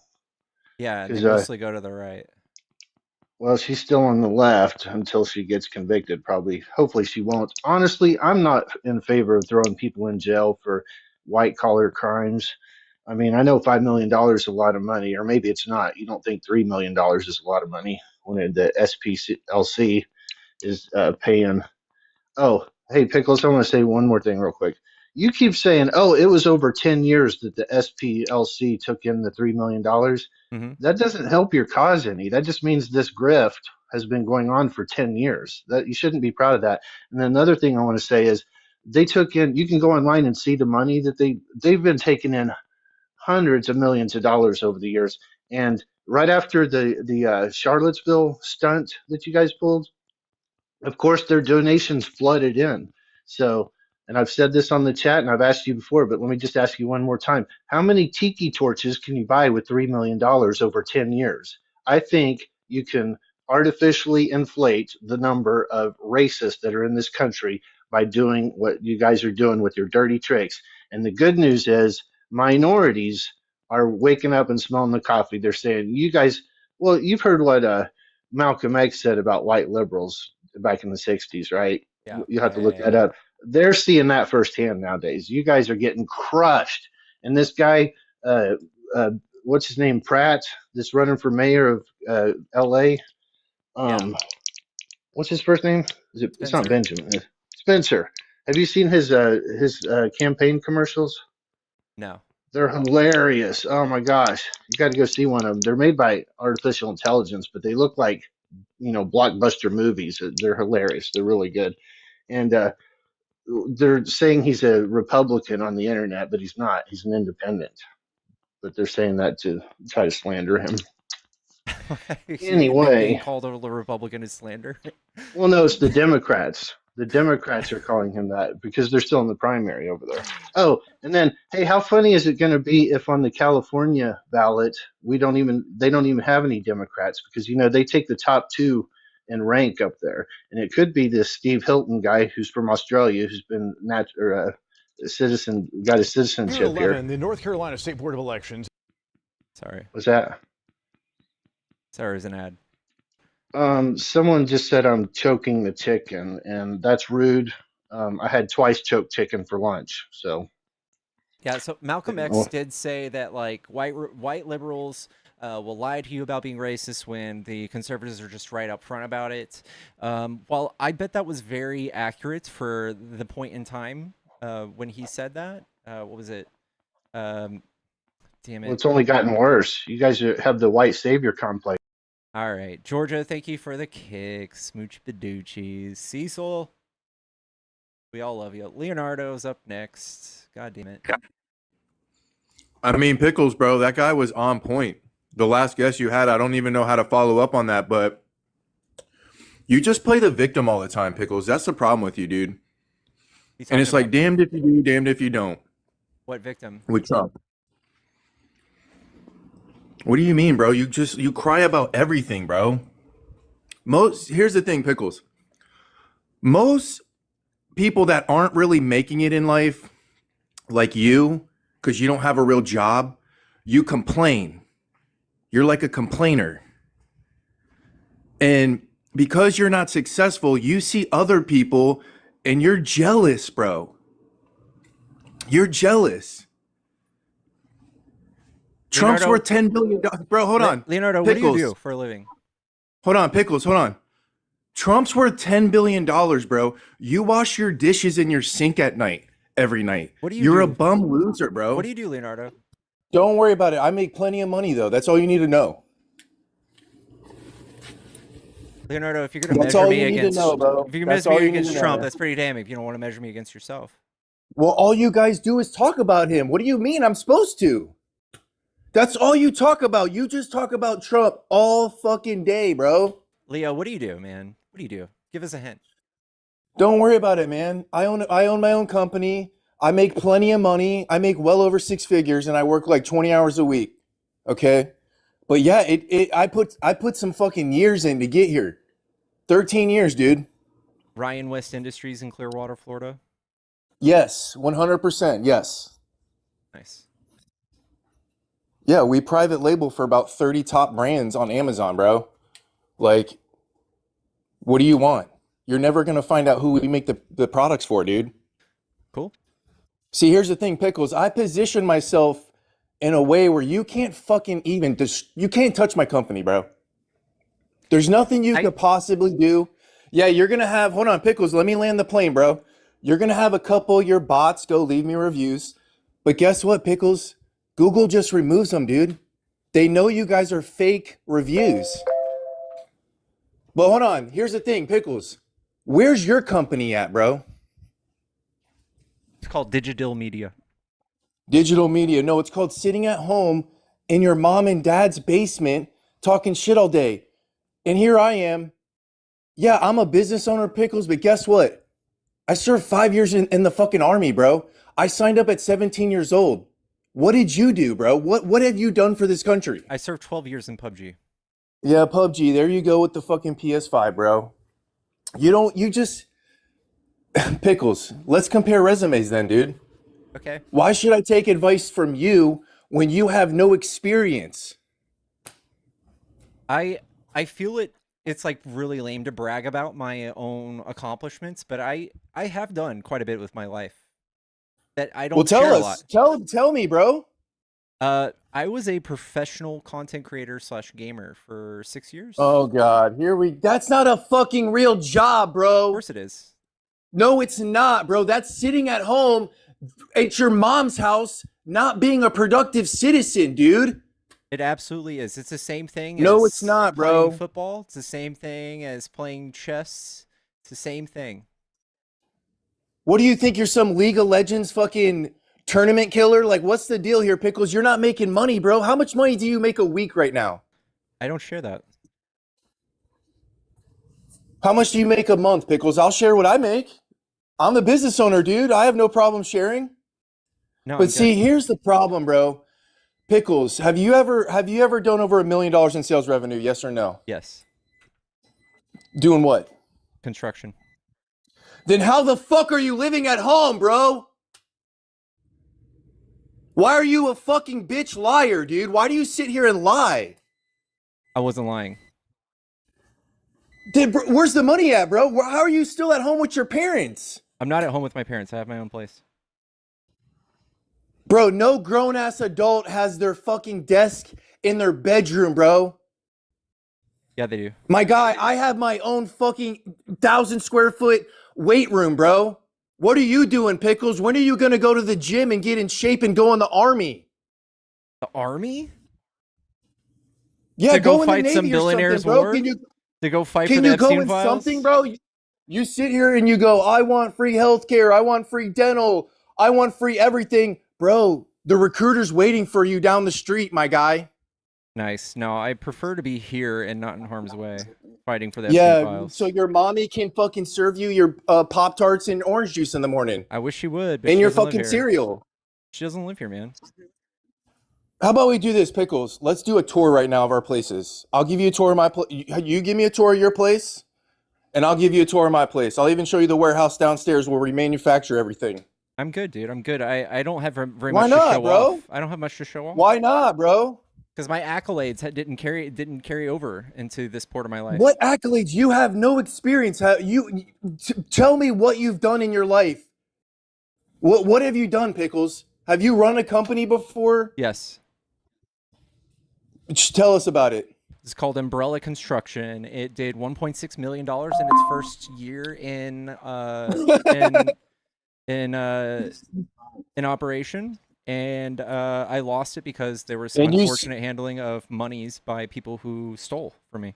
Yeah, don't fucking sit here and lie to your simp women, bro, on here.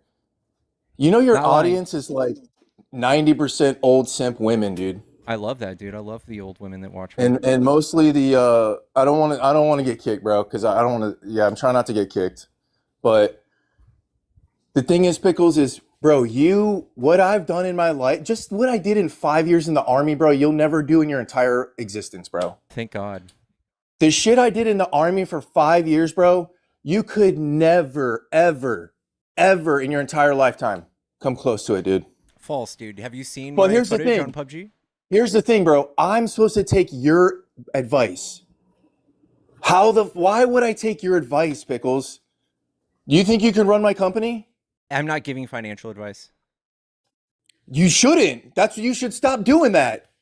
And you should stop talking shit about Trump all day. Melanie, thank you for the $40. Get kicked, Leonardo. Love you. Leonardo, tell Donatello I said hi. Lindsay with the $40 as well. From an old simp woman. Thank you so much, guys. I mean, if you have a problem with my level of income, just, I don't know, I've been live for an hour and a half.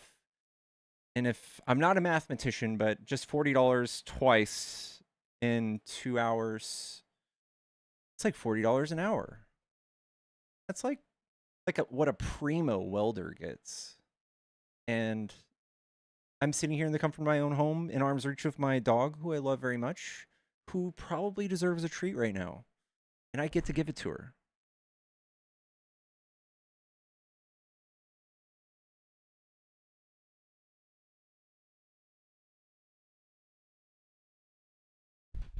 Read it and weep. Read it and weep. There's my doggy, and this is my desk. Read it and weep, Leo.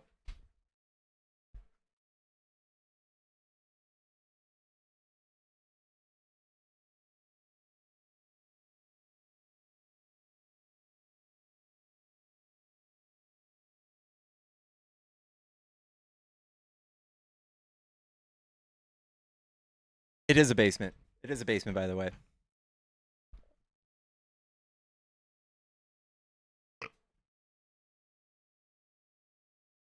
Let's see. I'm trying to find some good pictures of my construction business when I did it.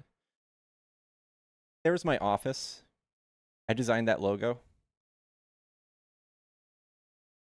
This is when I just opened it. That was the office. I designed all of those portraits you see there. Pretty sick. I had a warehouse. Here's some drone footage of me using my drone on one of the projects that we did.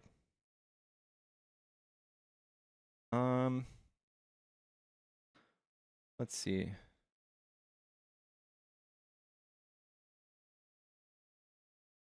And I show this off too much, but this is from my gaming career. This is a picture of me and Megan Fox and Brian Austin Green.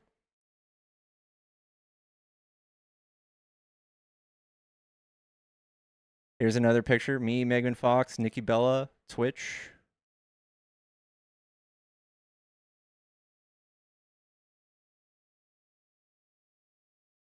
It's me on the red carpet. Cover up your lady boners.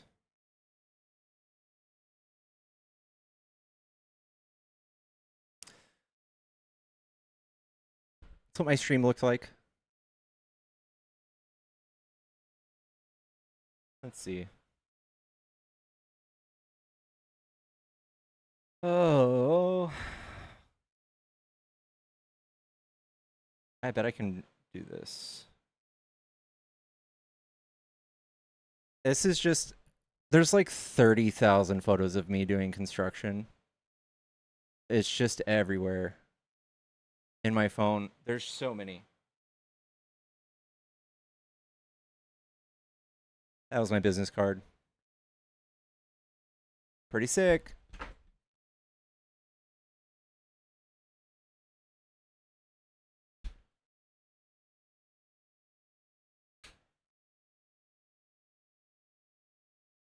You're good friends with Brian Austin Green? No way. That's too funny.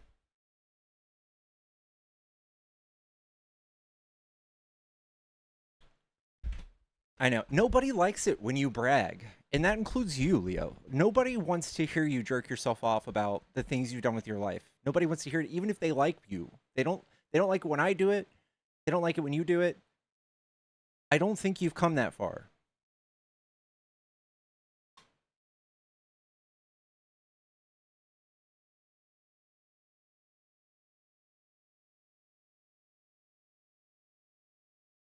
Pickles, one of those should be a banked kick. Lindsay's kick came in second. So Lindsay, if you want to send me like 1 penny or something, or just tell D when you want somebody kicked, we can do that.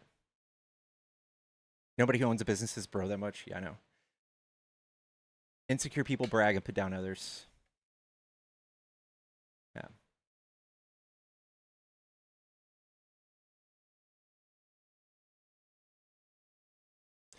I saw that Ryan West was on Dean's Live explaining away about how, I forgot what it was, but the context was disgusting. He was talking about being an apologist for rapists. It's pretty gross.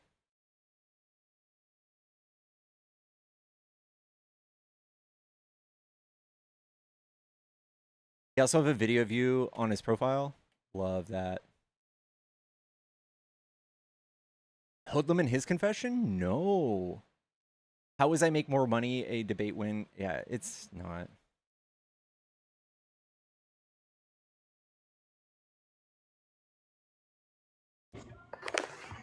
Yeah, no.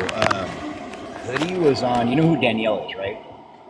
The one that runs lives. Nemo goes in there quite a bit. Yes. Yeah. Okay.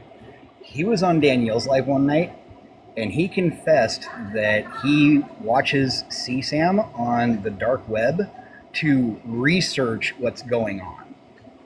It was in reference to the Anthony Weiner whole thing.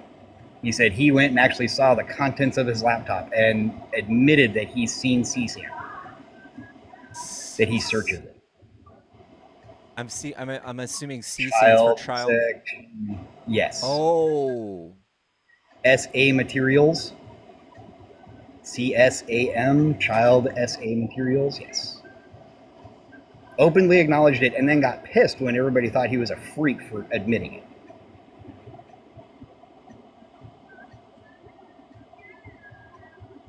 I've been trying to tell as many creators as I can about that one. Hoodlum just needs to go. He just needs to disappear from everybody's platform. And that's disgusting. We don't like that. Yeah, that's gross. Right. But I just thought I'd spill some tea there for you, brother. Goddamn. Yeah, okay. Well, thank you. Thank you. Yeah, no, I was in the live when it happened. It was disgusting. I've banned Hoodie on multiple accounts. He's just not a productive person to talk to in general, but yeah, he's also disgusting. Hoodlum and Ryan West, like, if you can lump these two, if I was ever lumped into a group of people that included Hoodie or Liam, I would reevaluate my life. I'm so stoked I'm not part of that.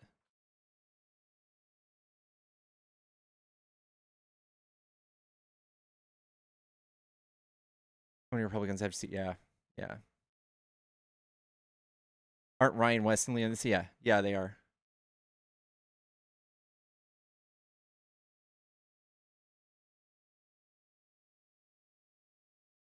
Yeah, I make more money than you.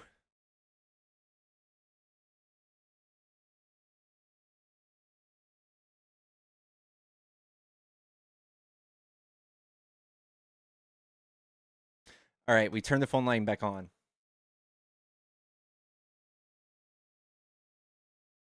Woo, we've got a 401 number that's called a bajillion times. You can try again. Whew.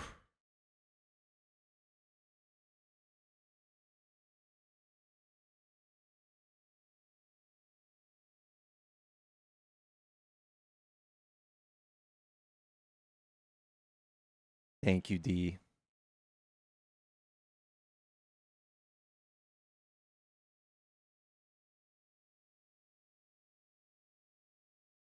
Thank you, Nicole.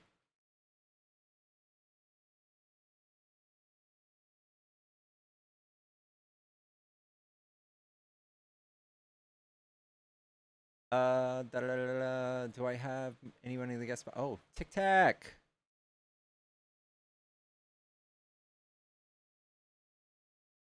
Come back, Tic Tac. Hey man, what are you doing? What's up, baby girl? How have you been? Life is good, man. Life is pretty good. So what is this, like the backup to your backup's backup or what? Yeah. Yeah? Damn, man. Yeah. I'm not even mod on this. That's how far away from the original I am. Nah, I'll let you go, man. All right. I'll come back when you're not busy. All right, kisses. Hey, Pickles, how we doing? What's up? Are you a Trump supporter? I am a Republican supporter, not a Trump supporter. Okay, why are you... Does that work for you? Sure. Why are you a Republican? I am a conservative, smaller government Republican, and a nationalist, but I am not a Trump supporter. So I would just say that Republicans have proven to be the party of bigger government. I don't think you have a good case to make otherwise. When we talk about even just in the sense of spending, every Republican president in the recent history, probably since the 1950s, has been for just blowing the lid off of our deficit. And if you guys actually knew how to look at that, you would know that it's kind of an oxymoron to even say that. What's the biggest deficit cash fall right now in the government? Tax breaks for the rich? No, it's pensions. Okay. It's government pensions, which can only be supported by new government employees. Every government employee gets a pension. The only way to resupply this pension is to hire new employees. Okay, here's what I'll show you. This is a chart that I've found in the recent days, and it just shows the U.S. budget balance. And it just so happens that every single Republican president since Eisenhower has just blown the lid off of the deficit, and mostly in big, giant tax breaks. And you're not addressing why. Democrats, because they cut government employees and the pensions get out of control. So should we stop cutting government employees? We should cut pensions for all government employees. Ooh, Make them be regular citizens on Social Security like we all are as regular citizens. So I would say things like Trump's big, beautiful bill, its cuts towards Medicare, Medicaid, and all that stuff didn't exactly cut that. It just reallocated the liability to everyday people and not rich people. I completely agree with what you're saying. And so address my topic without dodging it. How do you fill a pension plan without new employees paying into it? How do you fill a pension plan without new employees paying into it? Yes. Is there a case to be made that these are self-funded? So like when government employees come in and they pay, that goes into a pot and not extra funds coming from the general funds pay those pensions? There's no general funds. It comes from new employees paying into their pensions. Okay, so it's not an actual liability. And I've watched multiple cities collapse in my state because of the pension fund, because they don't have the money to pay enough new employees to carry the pensions for the people who retire after 6 years, 5 years, and they carry 50% of their income after they leave. So when government is cutting employees, that really just fucks up the pension? It fucks their pension fund. So we should stop firing government employees? No, what we should do is cut the pensions. Make them regular citizens like the rest of us, not a guaranteed retirement after they spend a couple of years there. And they get, and I mean, we look at our federal government. You're in for a couple of years as a congressman, you get full health care for the rest of your life. You get a pension. It's not exactly the greatest. It's much better than what we get, but... right, but how do you pay for that? You have to hire more people to continue pumping money into it. So you need new employees. And I think making baseless cuts to the government, especially the ones that Doge did, cost us No, the way it's set up is broken. So I just don't think conservatives have a good handle on the debit or the debt. And this is proven throughout history, throughout the data. So you can point to whatever you want, but these things are self-paying, right? If we kept the economy growing and the population growing, population decline is one of the worst things you want to go population growing? Yes. You want to go there. Is good. Yeah. It's very good. And how do you do that? having children, Propaganda migration. towards people having families and creating children. You need to use government propaganda for that. I think that's also cutting into education and cutting into I would say like things like the Bible Belt, right? The Bible Belt has Sure. the highest rate of teen pregnancy, and I think that they solved the mechanism that creates that dynamic, and they've tried to expand that across America with Trump's cuts to the DOE and for defunding programs that teach about sex ed. I feel like that's a disgusting way to help. All right. So what is the biggest population right now having kids? Are you going to allude to like a certain subculture in America? Yep. No. I'm going to say, what is the biggest population money-wise who are still having children? The poor people? Yes. Yeah. So do you think they're trying to make us poor? It could be. I don't think they're trying to make us poor, but I'm just saying that's not. It's not an economic reason why people aren't having children. Yeah, I know. I'm just saying, but I think Trump has done everything he can. Every action that I've seen him. You don't go to Trump. I already told you. I am not a Trump supporter. Okay, I'm a Republican. Conservatives in general have also done this. They have created a lot of debt in this country, and they've created less spendable resources to address things like, I don't know, Social Security and social safety nets, things like that. Because but people who maybe don't they wanna have those kids. things are still creating the most children. And Yeah, you had already said that the most important thing to building a nation is to keep the population up. Yeah, and also migration. Migration helps. That's a finite resource. I know, because but then you when change we your work culture in your against country it, by bringing too many people in who are from outside with different cultures. I don't think that's an actual issue here in America. I don't think that's a real thing. Scandinavia already did that. They cut it off. They said no more immigration because it was a problem, and it was changing their culture, even though it was working there with what they had. I think that they've been able to convince people that that's the problem. I feel like most people and rhetoric from the right is very volatile, and all of these hot button issues and all the propaganda like you espoused creates a vacuum for that, or a want for that type of policy. But I don't think it's valid. But I'll look at Scandinavia and I'll go, and I'll grant you that they had a great setup 10 years ago, and they did. I actually envied the way they had their system set up. It was set up very well. Very culturally homogenous, very tight-knit. Everybody believed the same thing. And as soon as they let immigrants in, everything got screwed up. I think that cultural homogeny is very important for a culture to stick together and do what needs to be done for each other. I think that there are various countries where it's not so homogenous, and they're far more. Which one? Canada. Canada's falling apart. What are you talking about? They're ranked #1 in most aspects. Right. Which ones? Economic mobility, social mobility, earning per capita. They rank higher in the Freedom Index. They rank higher. Yeah, the native that now, if you look at that, most of the people who are benefiting from that are actually immigrants to Canada. Again, the Canadian natural population isn't benefiting from it. This isn't from a poll. This is just from ranking their system and things like earning power per capita, wealth per capita. That's not something. But it still falls well below the U.S. if you actually look at the numbers. It doesn't actually. That we rank far lower in just about every metric. We are like number 60 on some of those scales. On some of them, but it depends on how they are looked at, and statistics can be manipulated. You can't deny me on that. You can manipulate any statistic to make it look a certain way. It's like using per capita. But you would need a positive, like a positive fact or data to prove this, and you don't have that. There's nothing that U.S. ranks #1 in, not even close, besides military funding.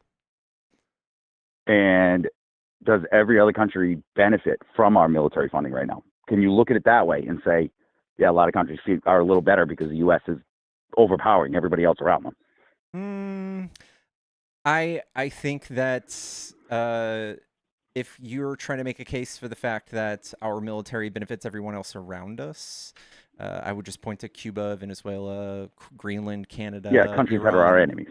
Yeah. Well, we've made enemies out of just about all of our allies at this point too. Yes, every communist country we make an enemy out of. But there are no communist countries. So Russia is not an enemy of ours. They're not Venezuela, communists. so let's say socialist, like Yeah. socialist leaning towards communism. So maybe. I think that Cuba like, would be right on the list. Cuba also allied with Russia, which put Cuba in it's a really bad place by its location. Yeah, I think that Cuba's leaning on Russia historically because of what we've done to them. Well, they could have always just said enough with Russia. We're just going to say enough's enough, and we're going to let the U.S. just kind of we're going to give in. Are you? They could have said that at any time. So you're aware of the power that soft power gives us? Do you agree with how Trump has gutted USAID? USAID, I believe, had a lot of bloat. It didn't have as much benefits as was being portrayed, but yes, it was beneficial. I will not disagree with that. I would say that, especially I will say especially in Africa.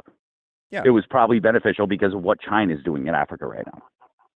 Yeah. So I think that there are some cases of like political misinformation by Musk and by his friends that were obvious lies, disproven. Well, lies. Elon Musk is doing it. Well, why do you think Elon Musk is doing what he's doing? Because these agencies that he gutted were investigating him and his crimes. No.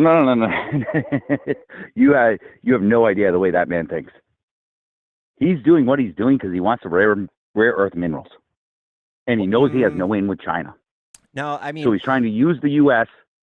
as a proxy to get rare earth minerals. You can make a case for that, but you could also just look at like USAID was investigating his involvement in stifling Ukraine's positioning towards Russia. They were also investigating Starlink and many other companies for antitrust. But it has nothing to do with what you think it does. He wants the rare earth minerals.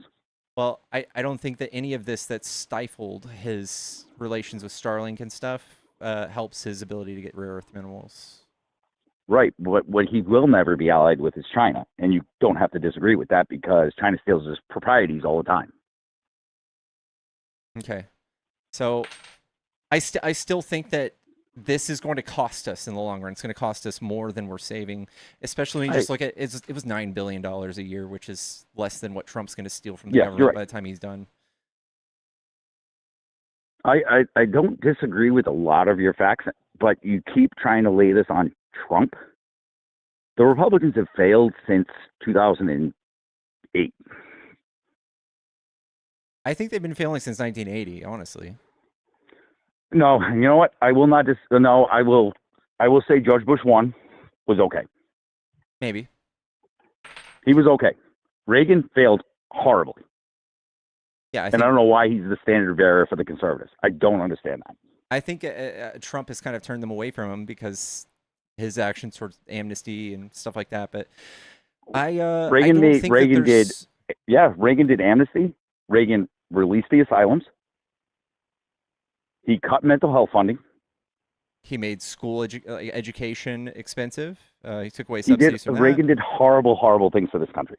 Yeah, and so you're not going to get me on that. But I am in George Bush the second. He was fine in his first. He's literally like a liberal by today's terms, to be honest. Right. That's why I voted for Ron DeSantis. I didn't vote in the last election. I voted in the primary. Gross, man. I voted for DeSantis, and I voted for Cruz in 2016.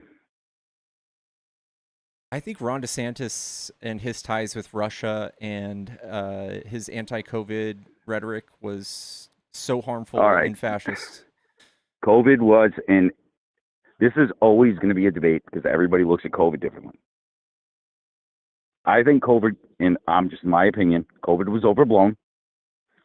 Had we just gone on with normal life, yes, people would have died.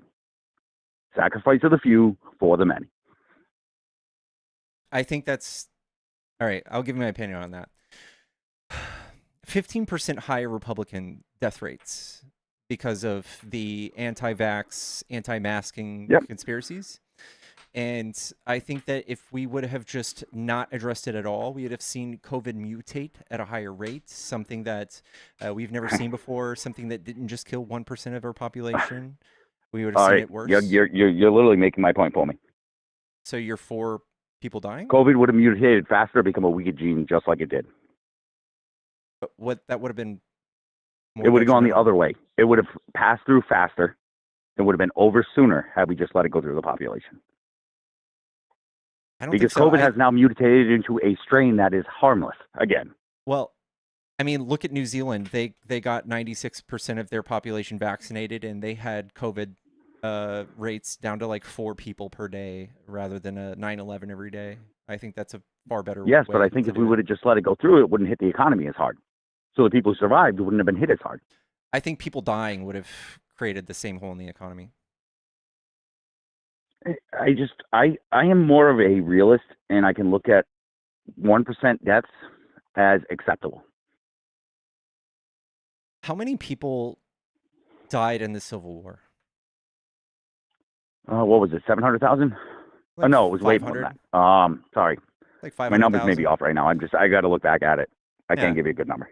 And then we have like 65,000 in Vietnam, and then we have like 4,400 in the Middle East. You add all of those up and double it, and that's what COVID did to us. I don't look And at it I as a believe 1%. that I look at it I people. believe that's acceptable in a civilized society. It's acceptable.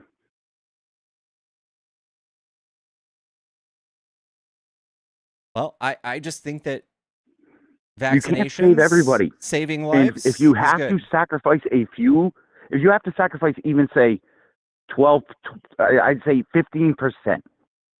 Now what happened? Now if you look back at the native population, with what happened during the smallpox outbreak because of what the people from Europe brought over, that was 92%.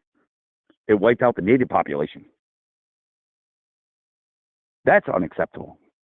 You're just looking at percents and not actual deaths, though. Yes, I am going to look at percents because I will say there is a percentage of deaths that are acceptable. Yikes! I don't have. We look at a worldview like percentage that. of deaths in World War II and went, that revitalized the U.S. economy. That's not what vitalized. Because the only reason the U.S. world economy recovered out of the Great Depression was because we lost so many men. No, it's because they came back with GI Bills and ran businesses after they got out of the army.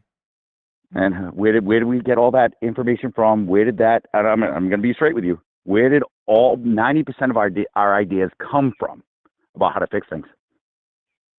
Tell me. Nazi playbook. They got those ideas from us, not the other way around. No, the Nazis had many ideas we took from them. That's why Germany came out of the Great Depression faster than any other country in Europe.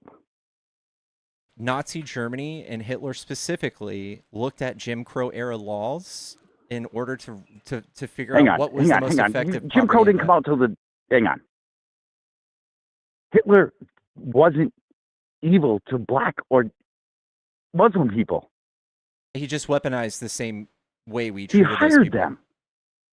It's the same Hitler thing. had black infantry. Hitler had Muslim infantry. Yeah, I know. It doesn't matter. It doesn't matter. He had He just gay used people. it against the Jews. No, I know. It was just whatever it took for him to win. But he absolutely, it is a fact that he looked at Jim Crow era law and the way we treated people to implement his ways in Europe. And did it pull his country out of the Great Depression faster than any other country in Europe? No, he stole his wealth. They did not generate From that where? wealth. He did it from taking over countries.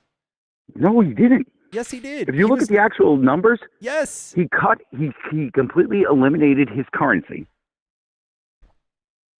and reset everything Yeah, I faster than know. any other country He did. did it through the hands of war. He didn't do it economically. He was already out of the Great Depression before he invaded Poland. Yeah, because the Treaty of Versailles created the most unforgiving debt Germany's ever seen. He forced his way out of it with war. He did not balance the budget. And you just proved my point. How did the U.S. come out of it? They forced a war.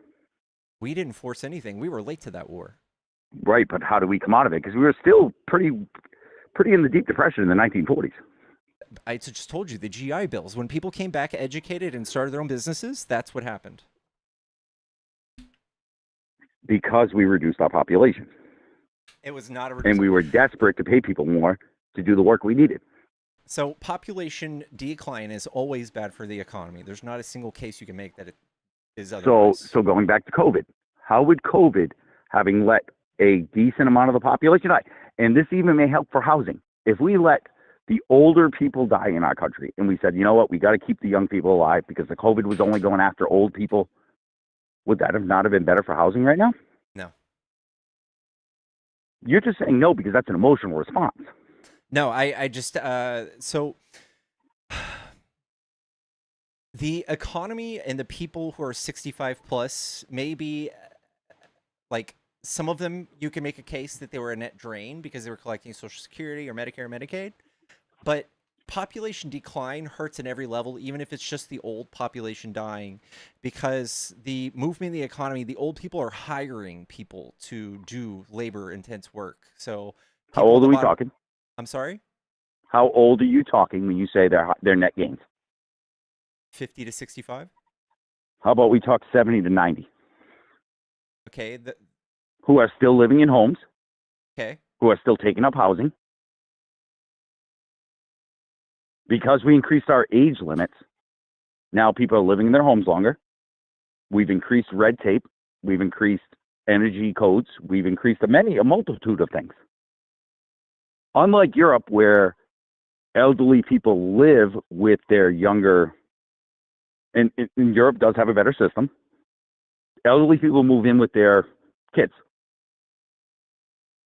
So older people are responsible for 56 of every dollar spent in 2018, 61 cents by 2050. Their consumption helps prevent recessions. Labor shortages, older workers hold vital roles in industries like engineering, healthcare, and finance. Their labor and experience support millions of jobs. I think it'd be a really hard case to make that watching old people die would be better for us. I think we saw our economy see like light years of advancements when we added Social Security, and we'd be talking about people. I don't agree. I dying on the don't streets. disagree with you. Social Security was great when people were living until they were 70. Well, we should look in bolstering that. Universal or single-payer healthcare will increase our lifespans by an average of 4 to 8 years. And we have to increase retirement age then.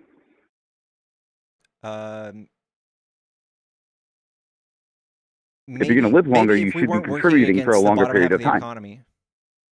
No, what I'm saying is, if you're going to increase lifespan, you have to increase retirement age. If you're going to live longer, you can't be living off the system for longer than you're in the system. I think that, so the maximum amount of contributions you can make as somebody with large amounts of wealth, I think you're kept at $172,000 a year. Anybody who makes more than that pays just as much as anybody else. If we lift the cap on that, it would immediately fix Social Security, and Republicans in general are the ones working against us on that. Right, and I don't think because I don't think it's being worded the right way.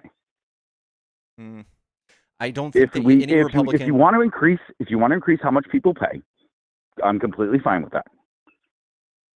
But you need to take into account looking at how long people are living now. It's never been looked into. The increase of retirement age is very slow. It's only increased to 4 years since it's been implemented. Yeah, but that was just to account for the baby boomers. And we're no longer baby boomers. People who are retiring now are Gen X. Yeah, I know, but when baby boomers finally die off, we might have some breathing room. Baby boomers really screwed everybody. Sure. And I don't disagree with that. They literally stole from, and I'm a millennial. I'm an early millennial, but the baby boomers stole from the next few generations to pay for themselves. Mm-hmm. And I would just argue that these people, that the actions they took to fuck up our economy and to fuck up our social programs, we should do the opposite. And I just don't think that anybody is going to be able to run on lowering the life expectancy. Like, I think all of us would love to see a longer life. No, I understand where you're coming from. We all want that. But if you're going to live longer, you should be expected to provide to society just as much. People who think they're going to get 20, 30 years of retirement, that is ridiculous. Why? If you're thinking you're going to retire at 55, there's something wrong with you. I think that people are going to have universal basic income before any of that. Universal basic income was tried during COVID, and all it did was cause inflation. It's not even true. So the The two programs that were pumped into the economy that they gave everybody free money didn't contribute to the inflation. To a very low degree, and if you actually look at real studies that do actual universal basic income, it's good for the economy. It's good for the economy. Is it good for inflation? Those two things are hand in hand. So UBI, no, it's good for GDP. From what I've seen, universal basic income is great for GDP. It is not great for inflation. I don't think those two things are tied. So when we talk about inflation, what I'm saying is the average person is going to not benefit from this, where corporations will be able to soak that money in. We think we're worried about billionaires now. You give people more money, where do you think that money's going to go? So the government gives money. Who's going to hoard it? We're going to spend it, and it's going to go straight to corporations. Yeah, we have to have an effective tax rate for the richest of the rich. rich. To do universal basic income, you need to set a tax rate so that the corporations can't just soak it in. Yeah, and that comes to left versus right-wing ideology. So leftists, Democrats, universally, they are for progressive tax rates, and the right, conservatives, Republicans, whatever you want to say, they are for just about the opposite. They believe in trickle-down economics. I believe there's a middle ground. That's why I'm a conservative. Well, not a Trump MAGA supporter. Conservatives have mismanaged this at every single level. I just don't think conservatives have any idea about doing things that are good for the economy, because whatever ideas you can come up with that are effective for the economy, those just get lumped into progressivism. Those get lumped into the left, and everything else, rhetorical things that people want, things that you run on with social wedge issues and crazy ideas like letting everyone die, that gets lumped into the right. Things that are regressive. See, I'm more of a conservative, and I want to pull regulation back. I don't think that's a good thing. I want to pull massively on the environmental regulations. Yeah. So, can you name one environmental regulation you would like to pull back? Can I go small town, or do I have to go full federal? Sure, small town. Small town, you need to own at least 3 acres of land to build a new house on in my town. Each subdivided property needs to be a minimum of 3 acres. Where the fuck is that? It's in Rhode Island, dude. That's like a really rich part of Rhode Island, then? No, it's rural. Yeah, that's very rich. I have family in Rhode Island that lives in Martha Stewart's neighborhood. Where the hell is that? Sorry. I don't know. No, there's a lot of regulations where you get there's so many regulations. I want to pull so hard back, and I'm in construction. The biggest thing that is killing people in New England right now for building new houses is the energy code. Did you know you can no longer build a house in the Northeast out of a 2x6 stud wall? You need to now build an exterior of a home out of 2x8s to fit enough insulation in it to meet energy code. I think that's fine. That's why prices are up.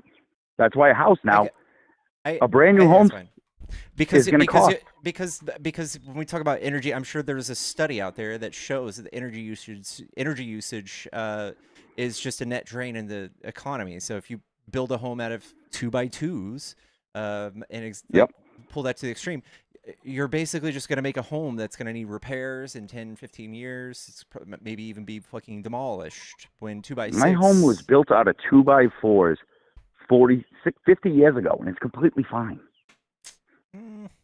Do you have spray-in insulation? No, I have regular R11 insulation in the walls. Oh. Regular fiberglass. I'm sure there's some math out there that makes this make sense, and I would say that most of these codes are written in blood. Of the energy push and renewable energy. That's what they're worried about.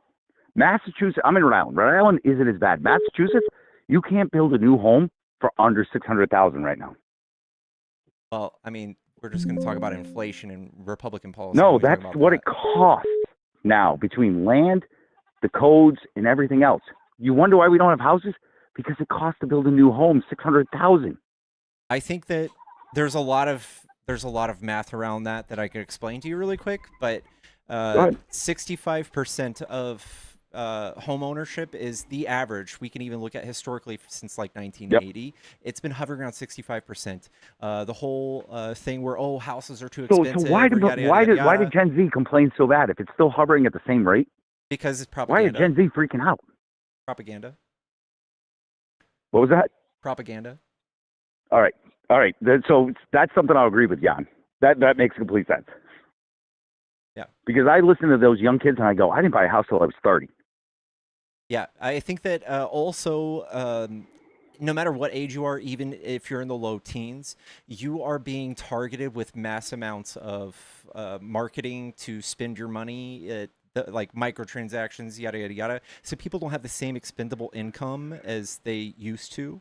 Everything from Netflix to OnlyFans to whatever. And So then you're telling me that it's not wrong to say that this generation is probably living in the best living situation you can live in. They're just not managing it right. Maybe. I think they're victims of being overmarketed. Yes, overmarketed, 100%. And that comes down to social media. Sure. And it's probably that's probably been the biggest drain on the way people think nowadays. I think that there's positives and negatives, but I don't think it's all bad. I think that our intake of data is like 70 times higher than like somebody in 1980s. And I think that also makes you smarter. I think it makes you more social, makes you more capable of identifying or relating to people all over the world. And we're like, maybe there's a case to say we're less xenophobic from it. But I also think that propaganda can also work against us, and that there are politicians out there that are running campaigns to spread mass fear and mass, hysteria around things that don't really validate it. And I'll tell you what I see. When I go on Twitter, I see the propaganda that comes through. You go to the account, you check where that account is based. 90% of the time, when it comes down to what the millennials are complaining about, I look at the accounts. It's either coming out of Africa or Southeast Asia. I would actually say it's Russia, India. No, I'm looking at the base of the account. So the account where it's originated from. You can look at that on Twitter. Yeah, I know. We have tons of, like, a lot of the misinformation. I believe most of it's coming out of China. A lot, and they're trying to break trying to break America as well. I think there's a case that actually just says it's Russia. It's mostly Russia. No, if it comes up Africa or Southeast Asia, that's where the accounts come from. Well, you can say that maybe their VPNs point to Southeast Asia or Russia. They could be, or whatever. But why would Russia be? Why would? Hang on, I'm trying to figure out why Russia would be trying to attack the U.S. I just don't understand it. They're one of our biggest cyber attack adversaries. On a daily basis, why? They throw like a mountain load of misinformation. I know everybody says this, but why are they attacking us directly? Okay, so for instance, in 2022, after they invaded Ukraine, the whole America First Defund Ukraine movement had people slobbering at the mouth, trying to not send money to bolster Ukraine's efforts against Russia. Yes. Also, same thing with getting Trump elected. There was a huge feud between like Cambridge Analytica getting caught feeding. Nope, I can completely agree with everything you're saying. Yeah, so I mean, what I'm trying to figure out is why would America believe that Russia, a country that has barely any power, they really don't. They proved it in Ukraine. They couldn't take it. Because war is not decided solely. Why on the would front we lines not believe it's China combat, who has the ambitious goals to take over the world? Why would we go, oh my God, it's Russia? That's like Cold War propaganda that's in your head. I think it's the same exact thing that, like, case to be made. So, like, all of this anti-communist, anti-socialist, like the Red Scare shit is still very rent-free in people's heads, especially on the right. To have this like idea of China being this poor nation that has child labor and stuff. When we look at it, they're so much more technologically advanced than us. They're like universal healthcare. Why? Like they're killing. You make a good point, and they're pushing. But how are they doing it? Basically by force of economics. They're doing it by slavery. That's not true. They have weaker. In Africa, they have half of Africa in slavery right now, farming minerals for them. Yeah, I know. Yeah, well, Sure, but I'm saying in China themselves, in Yes, China, in China itself, but they they're might abusing the rest of the subsidize world through that propaganda, later. Yeah, and paying from off governments. soft power, the thing that we just It's pulled soft out power, but of. what are they doing? What are they doing with the soft power? They're enriching They're themselves. making slaves out of people. I think we have the same thing, right? Like we have call centers in Do India. we have slaves in Africa right now? Come on. Yeah, in China the does. Congo. Yeah, we do. Yes, but China does. China's got half of We Africa also in have that slavery too. right now. China literally dove right into Afghanistan after we left to get the copper immediately. Yeah. So I would just say, like, China is doing things at a more efficient way. I don't think there's any right way They're to just do doing propaganda capitalism. better. I don't think there's any way where you can do capitalism without blood on your hands. So for us to just like point to like Africa mining and stuff and say, "Ooh, I hate that," but then turn around and buy it and build our That's cars exactly from what it we do. and stuff. Yeah. So I think that it's just silly. But China's the one who's doing it and making the profits off of it. So are we. We're taking it and buying Not it as from China and profiting. not as well. We're profiting threefold. Our dollar goes 7 times further than the yuan. So For when now, we buy it it's from not going to China, last the that long. demand is And from you know us. that it's not going to last that much longer. China's ramping up. China is going to surpass our GDP. They're going to be They a global probably economic are. power. They are going to overwhelm us without any military. They probably are. And it is through not quite soft power. It's actually through strong economic payments. I mean, that's soft power. It's to governments to control the populations of the nations they're paying. We didn't do it that way. I think We you did could it say through we did. aid, trying to help people. China just pays people off and says, "Here's some money. Shut up and let us do what we want." No, they are like, "Hey, you want a highway? We'll build your ass a highway. We'll build the largest dam in the world, so much so that it changed the tilt of the earth." Like, they are out there doing huge favors out there, and it's not just handing them money. No, but they're getting benefits that the U.S. wouldn't take off of it. The U.S. wouldn't allow a government to enslave a population to farm minerals for them. China will. But we are doing that. What do you mean? We're doing it very sporadically. It's barely anywhere. Come on. I think you're just blind to it.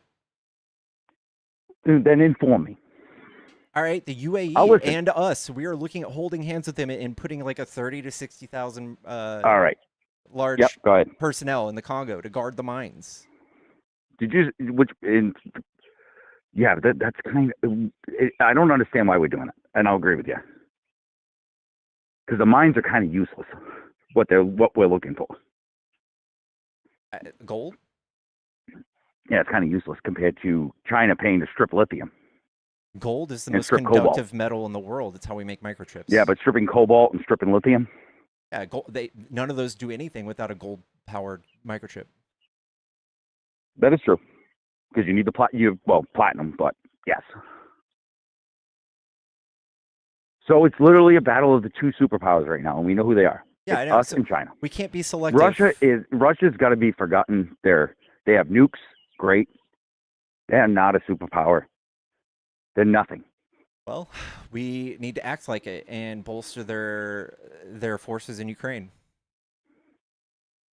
Well, I would say that's more Europe's job, but well, we will see and pay the repercussions of it if we don't. I just don't see Russia able to ever advance from where they're at. And they did go into Ukraine for a reason. Yeah, People think they're trying to get. No, they wanted the grain control. They want to control the fertile, productive land that is in Ukraine. Well, that to control Europe through the grain. And the only warm water port that doesn't freeze over during the winter. Yes, completely correct. But they've pretty much taken that, and I don't think they're going to give that up. So if Europe is held hostage by Europe's in trouble because of the lack of funding they put in their military. Well, if Russia controls Ukraine and that port and their grain, we are going to feel that effect sevenfold, more than the $300 billion than we've been sending them, far more. I think we'll feel it more. I will say that I'm not as worried about that as I am about Iran right now. I think that would you be willing to consider that the media has swayed your opinion on that? No, I think Iran's very important because of the fertilizer to the United States. Europe is very tied to Ukraine. I don't think we're that tied to that region, but the fertilizer that comes out of Iran is extremely important. And what do you think our goals are with the fertilizer? To cut China off, to be completely honest with you. With Iran right now, with Venezuela, I think Trump was making a move on China. Well, yeah, I think Trump's been trying to do everything he can to strong arm the world and to stop trading with China, and like to once again stifle the prosperity of like socialism or a mixed economy on the world stage. I don't disagree. But I think all these moves he's making are direct attacks on China, not for the U.S. directly by going into these countries. I don't believe Venezuela is going to help us, but it will hurt China. Yeah, I don't believe Iran's going to help us, but it's going to hurt China. I think that we are now watching other countries look to China because they can't rely on us for stability, and for and I believe we failed at that going back probably to Clinton. I mean, sure. I would say every president after Clinton, if you were to ask, has failed at addressing this. Every single Republican in the party since Clinton or even since Reagan, they were for free, unfettered capitalism, free trade. They loved the fact that we could buy parts from China and start businesses here and be far more successful than if we were to manufacture it ourselves. And we turned our economy into a service-based economy. And that's fine. I want that. Which has zero value. Totally great. I think service has zero value, and that's why nobody gets paid the right amount of wages. Well, because service is only worth so much. If McDonald's closes, nobody's going to be upset. If Walmart closes, nobody's going to be upset. A small town business will open. I think that we would. I think that we would see families struggling if we didn't have the necessary evil of some of those giant corporations doing unfettered capitalism. I think we would have a harsh reality. It would be a harsh reality for a short period of time, probably 10 years. But businesses would sprout back up. Smaller ones. Very slowly, very inefficiently. Yeah, about 10 years. It'd be hard for 10 to 15 years. It would be. But we look at things in a very tight window. What's going to happen tomorrow? What's going to happen next year? Look at North Korea. How's isolation working for them? Oh, that was horrible. I think it's going to look the same for us. North Korea doesn't have the natural resources we do. So it's a very difficult comparison to bring together. I think because North Korea is so small and so isolated, and they lack natural resources. It's very difficult to compare that. I think we're lacking just as many pieces to the puzzle. And I think that we would be feeling... And what did we find the other day in West Virginia about lithium? What, do they have a lot? 50 years worth. 50 years left? Worth of lithium. If we strip into West Virginia, there's 50 years worth of lithium. Well, again, I don't think we have everything. We have the natural resources in the U.S. to do this. We don't have things like what were those rare metals that we use to make microchips? Gallium. It's cobalt. It's cobalt and gallium. We don't have gallium. We don't have gallium. That's really coming out of Africa right now. Yeah, so I think that it's this like nationalist, like blind allegiance to America, where it's like fuck everyone else. We're gonna be great somehow. You just wait. We're gonna, even if we have to walk uphill through mud, it's gonna be better somehow. I don't think any economist agrees with that. And I'm sure economists don't agree because they look at it as on a global stage. Mm-hmm. And the best way I can explain it is if we pulled back and we said, look, we're going to focus on what we have for 5 years. We're going to try and rebuild these sectors. We could restart a lot of the stimulation that went into our economy. We could do propaganda saying, hey, families, you need to get married early. You need to have kids. We could spread propaganda on that. We can spread propaganda saying, hey, not everybody needs to go to college. We're going to put trade schools back in high schools. I think that would be detrimental to the economy. I think there's nothing but evidence showing that higher education creates a better economy. How so when every kid's leaving college right now with massive debt? Oh, we can undo that. We haven't been through this yet. We could have easily paid for everyone to have higher education if, for instance, we didn't spend $1 billion a day. What jobs are they going to do? Nursing, engineering. Right, but that's not what they're going to school for. We are short on nurses. People aren't going to school for it. We are short on a lot of what you're talking about, but people aren't going to school for that. Trump has gutted most of the loans people will be eligible for going to school like that. Yes, because people use loans to get degrees in liberal arts and psychology, and even if they do, they make 5 times more than the average person. But if there's no jobs in that sector, that's why kids are leaving college with no job opportunities. I don't think that's a thing. Because those jobs are full. We need to run propaganda to push people into positions that we need. You know what's easier is just paying for higher education. So you can have a bunch of people educated without a job to give them. I think they also create jobs. People become entrepreneurs if they graduate college. So why don't we run propaganda campaigns that say, hey, we're going to give you $25,000 to go to school for nursing. We'll pay for it if you go to school for this job. We'll pay for it if you go to school for this job. We literally, what we're spending on mass deportation, for instance, could pay 3 times over, three times over for free education for every American. That's not true. It's literally true. That's not true, because what's the federal student loan debt right now? So the estimates for free or higher education, I believe it's like $100 billion a year, and we're spending $370 billion a year doing this. So you're just going to let people go to school to get an education to do whatever they want, even though if it's not going to help us. It absolutely is going to help us. Every single economic metric goes up when we do that. That is old studies based off of see, this is where I don't agree with you, because those are old studies based off of 1980s and 1990s statistics. We could just look at other countries right now. It's not true.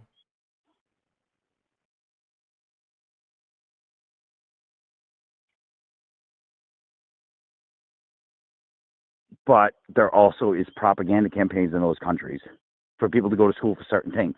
Yeah, but we have third parties doing right, but we're not running propaganda campaigns either. We let people go to school for what they want.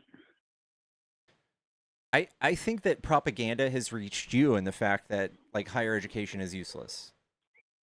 I don't think it's useless. I do not. But I also don't believe everybody needs to go. I think that if you want to go, you should be able to go. I think certain students who have less than a 2.0 GPA should be told you're not going to college. Okay, I don't have a problem with that. I think we should offer college to everybody who's successful and who looks like they're going to do well. I think it should be merit-based. If you get certain grades, absolutely, you should definitely, and I think we should, as a country, pay for people who have high GPAs, and we see them with being able to go into a field. You should probably do something for that, because they are the future. That's how it generally works. But if you see somebody who's just barely passing high school, they need a career. Yeah, sure. Just to tell them, you got to go to college, and that's the best thing for you. Take a student loan, go to junior college, go to this, go to that, when they're never going to pass college to begin with. That's how that already kind of goes. That's not right either, though. That's the boomers, and if you don't hit they a certain failed grade, us by taking trades out of schools, because there's plenty of students who would do great in a trade school. But the new push is you got to go to college. You're not going to make any money. Okay. We could do the same thing. We could say free trade school for people who. I would pay for that, and I would pay that out of my tax dollars tomorrow. Okay. Well, I don't think Republicans will ever give that to us. I don't think Democrats will either. Democrats, we have because Democrats get more votes if you go to college. Well, I think that's why Republicans are against college, but again, I think that Republicans don't really look at this in a sense of propaganda and trying to earn votes. I think they're looking at it like higher education is your first line of national security. So if we have a dumb voter base who believes Russian propaganda and Chinese propaganda, they're likely to be swayed to be very unproductive. All right, so people. you're literally explaining Gen Z, who is now getting fed that Chinese and Russian propaganda. Maybe I think that Gen Z, Even though they're probably the most educated group that we have right now. I think millennials were.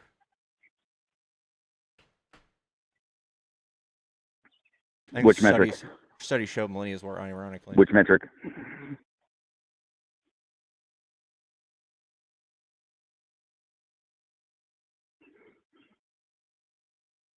Which metric? Yes. Let me look it up. Because Gen Z is still moving up. They're not complete yet. Millennials 81 through 96 are considered the most educated. History based on academic credentials. 40% of millennials hold a bachelor's degree and higher. Significant increase from roughly 29% of Gen Xers, 25% of baby boomers.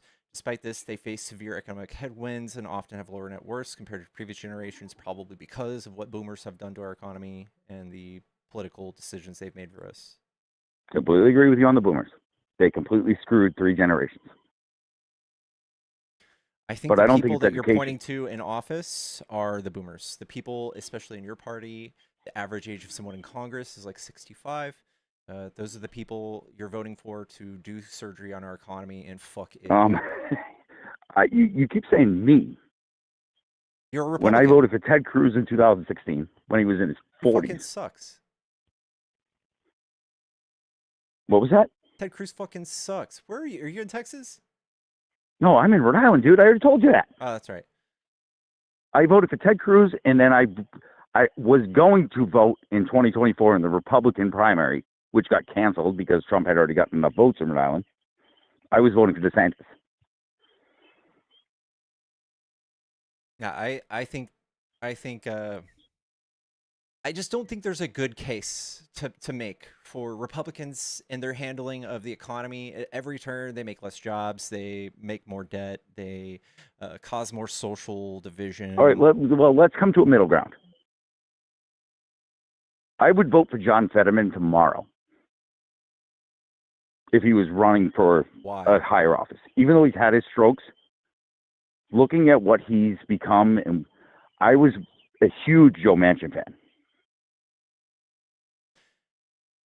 I just think it's like, I think John Fetterman is spineless and a liar. So why would you ever vote for somebody who's made a 180? Because it's a middle ground. It's not a middle ground. It's somebody who's unreliable. Joe Manchin, then. I don't know much about Joe Manchin. Joe Manchin, West Virginia, Democrat, who held a Republican seat for 12 years. He was the one who blocked. He was part of the blockade for letting Barack Obama make his Supreme Court seat, but he was a Democrat. What a fuckface. But I'm telling you, it's middle ground. Like, I don't believe in the old guard anymore, but I also don't believe in the too far end wings. I don't believe in progressives. I don't believe in MAGA. Well, Thomas Massey, like him. Good guy. Ro Khanna, good guy. Okay. Those are middle grounds. Like, I feel like liberals today are literally middle ground. They're so centrist. When you look at the Overton window... Depends on what part, but they seem to be in a coalition of voters. And I see very few people breaking compared to Republicans. I see more Republicans break from the party than I do Democrats. I think that Republicans are constantly losing power and meaning in the Congress because Trump and Elon Musk will fund campaigns against them. And I think that by itself just shows that the party is just about gone, man. It's like, well, we have 2 more years of this. I mean, that's what you think, but I think they're positioning themselves Nah, to have Trump's gone. indefinite He's control. he's not staying. He's gone. Well, I'm not saying that he's not staying. Like, he could easily just maintain power through proxy. JD Vance. JD Vance could be also using him for his own political games, because JD Vance has already called him out multiple times. I think JD Vance just bought and paid for. Could JD Vance be kissing his ass so that he can take over and run the party the way he wants to? I think it's gross. Dude, we saw JD Vance trying to get the leader of Hungary reelected. The leader of Hungary, I mean, I think JD Vance is doing as he's told right now. That's not somebody I want to vote for. Okay, that's fine. But, I mean, well, I'll go even worse than you. I'll go even worse than you. I'll make it even worse for you. Tulsi Gabbard. She's especially problematic. She had, dude, if she's not a Russian puppet, she's like a Chinese puppet. Like, she has literally been caught having strange meetings with the former leader. No, it was Syria. It wasn't any of them. It was Syria. Who are they friends with, man? Yeah, I agree with you. But I'm looking for that person who's kind of, and I think a lot of this country is, that person who's kind of in the middle at this point. Somebody to settle things down. I don't think those aren't middle. Those are just people who are, what are they called? Contrarians. So, like, people who get notoriety. We used to have a lot of those, though, where somebody was willing to work with the other side. I think before Trump, that was just about everybody. Everybody was able to. I think it was before Obama. Like a common... That was everybody. I'll take you back 8 years. Obama changed everything. Obama did more bipartisan legislation. The ACA is what broke this country.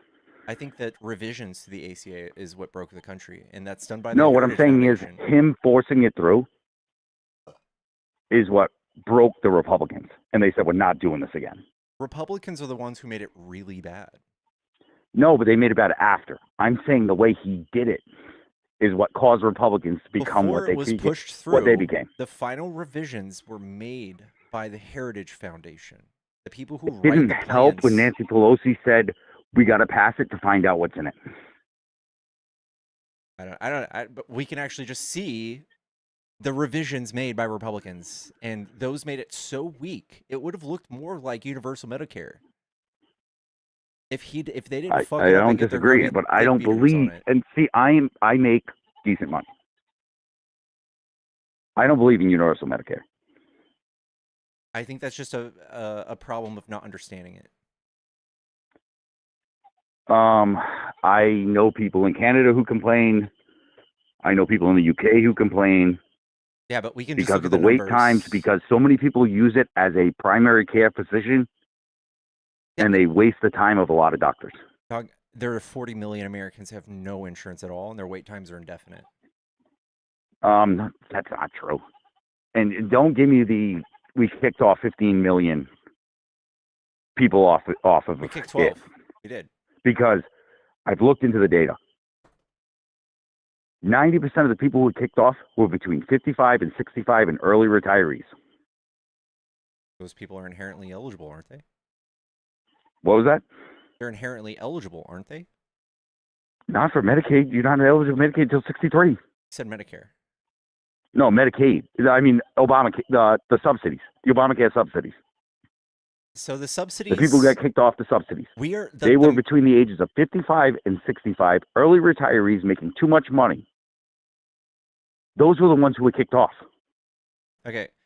The hard math is that we are 50th in healthcare across the world, and every single country ranked 1 through 49 have a single payer system available. The best country, which is Sweden, have heavily subsidized single payer system with nonprofit organizations as mediaries to dish out these things to their people. You're I right. think that's exactly what we need. Any deviation from that is just rhetorical messaging from the right that says, "Oh, they want you to pay for poor people's health care," when we will be paying half. You know what? I will double down and I will say what you're saying is absolutely right. The problem is those are very homogenous countries. No, they're not. Canada is far less homogenous. Not Canada. Canada also, no, Canada, healthcare is a joke. Trust me, I know people who are in Canada. They hate it. 40% of Sweden's population is immigrant born. Yes, and now they're pulling people off of it because of the problems it's caused. It's the number one healthcare system in the world. It was. Is. You have to look at Last new data. year, it was voted. Still is. It is, but what's Sweden doing right now? They've ended immigration. They're trying to cut people off. They're because running the immigrants are successful using the far-right healthcare. campaigns. No, because the immigrants are using the healthcare at an exorbitant rate versus the naturalized citizens, the natural citizens, and they're draining the system. It still doesn't hurt it. It still It is working. until they burn it out. I think that this is just fear-mongering from the right. So you can point at other countries that are being fear-mongered, creating a vacuum for this want of anti or like this nativism rhetoric. None of it comes out in the data. Let me explain my point of view, because I have an unbelievable health insurance. I work, I pay for my health insurance, I pay $1,000 a month. And that's out of my pocket. I pay $1,000 a month. My daughter's a type 1 diabetic. I pay nothing for any of her coverage. Nothing. I pay $35 every 3 months for her insulin. Her pump is free. Her sensors are free. Is your personal all income through my insurance $100,000? because I worked for that. And you know what? If I go on universal health care, I'm going to pay more. Is your personal income more than 100 grand? Is what? Is your personal income more than 100 Yeah. grand? Oh, yeah. So the average person, somebody who is 60% of Americans lie far underneath 100,000, and far more people would benefit with lower prices and twice as good of outcomes. So you might have a friend or two in Canada that might cry about not being able to see a doctor within a few months, but there are far more Americans you can talk to that don't get to see a doctor at all, that die every single year. I think 12 million people die every year from not having coverage. I know where you're going with this, and I understand what you're saying. But because I've worked as hard as I have the best way to give my daughter the greatest life I can give her because of my effort. There are people who've worked and twice to as get hard that as you and taken don't away make as by the much. government, because now my daughter's going to be on a waiting list, even though I can privately insure her to get first service, I'm not okay with that. I still say that I'm gonna guess you do construction, right? Yep. You ever do roofs? Oh yeah, I do. I'm just so you know, I am a general superintendent. I now run about 300 people a day, giant projects. Okay, so you understand how juicy it is when you get a giant insurance claim and redo a roof? No, because I've always been commercial. All right, well, I can tell you a little bit Insurance about claims it. are a problem for me. The roofing industry here in Texas, profit margins are like 40%. And if you could imagine the same thing with healthcare. So you're talking hail damage and that kind of stuff. Yeah. So okay. If we were to see a single payer system and nationalized healthcare, we would see a doctor's office open, and without having to worry about price points, they would worry about maximum efficiency, how to burn and turn as many clients as possible, offering them an exceptional service at the same rate of being paid as the next person. That creates competition. So you have a blank check to receive as many clients as possible. That would create so much industry in the healthcare industry. You would see these prices fluctuate, and the markets meet the demands of the people, and the pricing would be fantastic with being able to negotiate on behalf of 350 million Americans to say, hey, insulin company, if you want our business, you got to offer us insulin at $30 or $20 per shot or per vial or whatever. And they would see an advantage because they would have a huge capture in revenue without the fluctuation of pricing people into $800 a month or $1,000 a month and people being out of reach of that.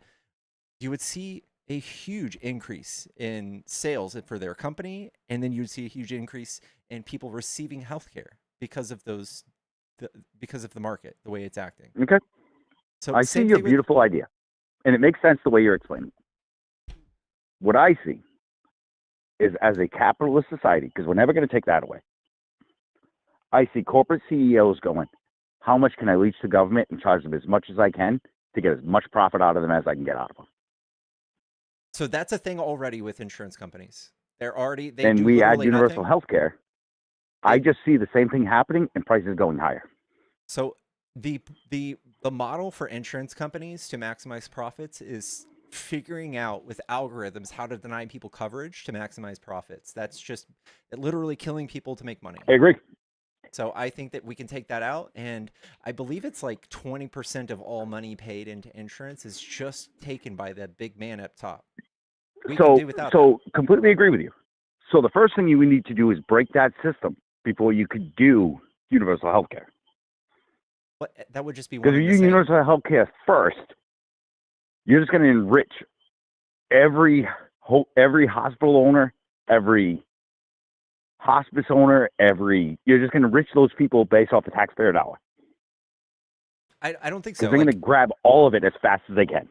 Well, again, we're working with fixed pricing. So if they're able to enrich themselves by offering the same service, receiving the same money at a more efficient rate, then they're due that enrichment. That is right, production. But I don't see that happening if we don't have the influx of new workers to fill competition. We should stop deporting them and just pay for their medical school. Yes, but you have to go through college to get most of those positions. But we're sending people to college for the wrong reasons. Oh. So if we did propaganda and said, hey, we need more nurses, we need this, and then we start that program, you gotta go slow. You can't just ram it down the throats of people. It takes years. It takes propaganda. You've got to slowly work this into the system. I don't think so. I think the propaganda needed is like showing how universal healthcare works and is a net benefit to our economy. I think it'd be better if much with half the outcomes here in America. I think if we could do it both. We could do it at the same time. We say, look, we're going to do universal health care. It's going to happen in 5 years, but we need people to go to school for this, for us to make this work. We need so many people to go to school. We have a lot of propaganda to undo with the right saying that higher education is bad. We have a lot of propaganda to undo with saying that going to school for gender studies and going to school for liberal arts is a worthy career. Gender studies falls into the medical part. No, but what I'm saying is there's certain degrees. Going to school to get a major in French. I mean, seriously, nowadays? Yeah, you become a French ambassador. That's a huge job. Yeah, but how many jobs are there for that? Sure, plenty. The CIA, trading, like AI. That's all done with AI. All done. Well, okay. Then again, we need a full flip with AI. You got to admit that too. Sure, I think AI is going to eliminate. All roads lead to universal basic income. I mean, I think we're close, me and you. We both have our ideas on which end we're on, but I think there's a middle ground that both sides can come to. Sure. But it takes conversations like me and you are having versus having a full-on attack on you're on the wrong side. I think there's not a argument to be made economically that the right is a necessary thing in America, the right party that we have right now. I think the right prevents the left from going too far.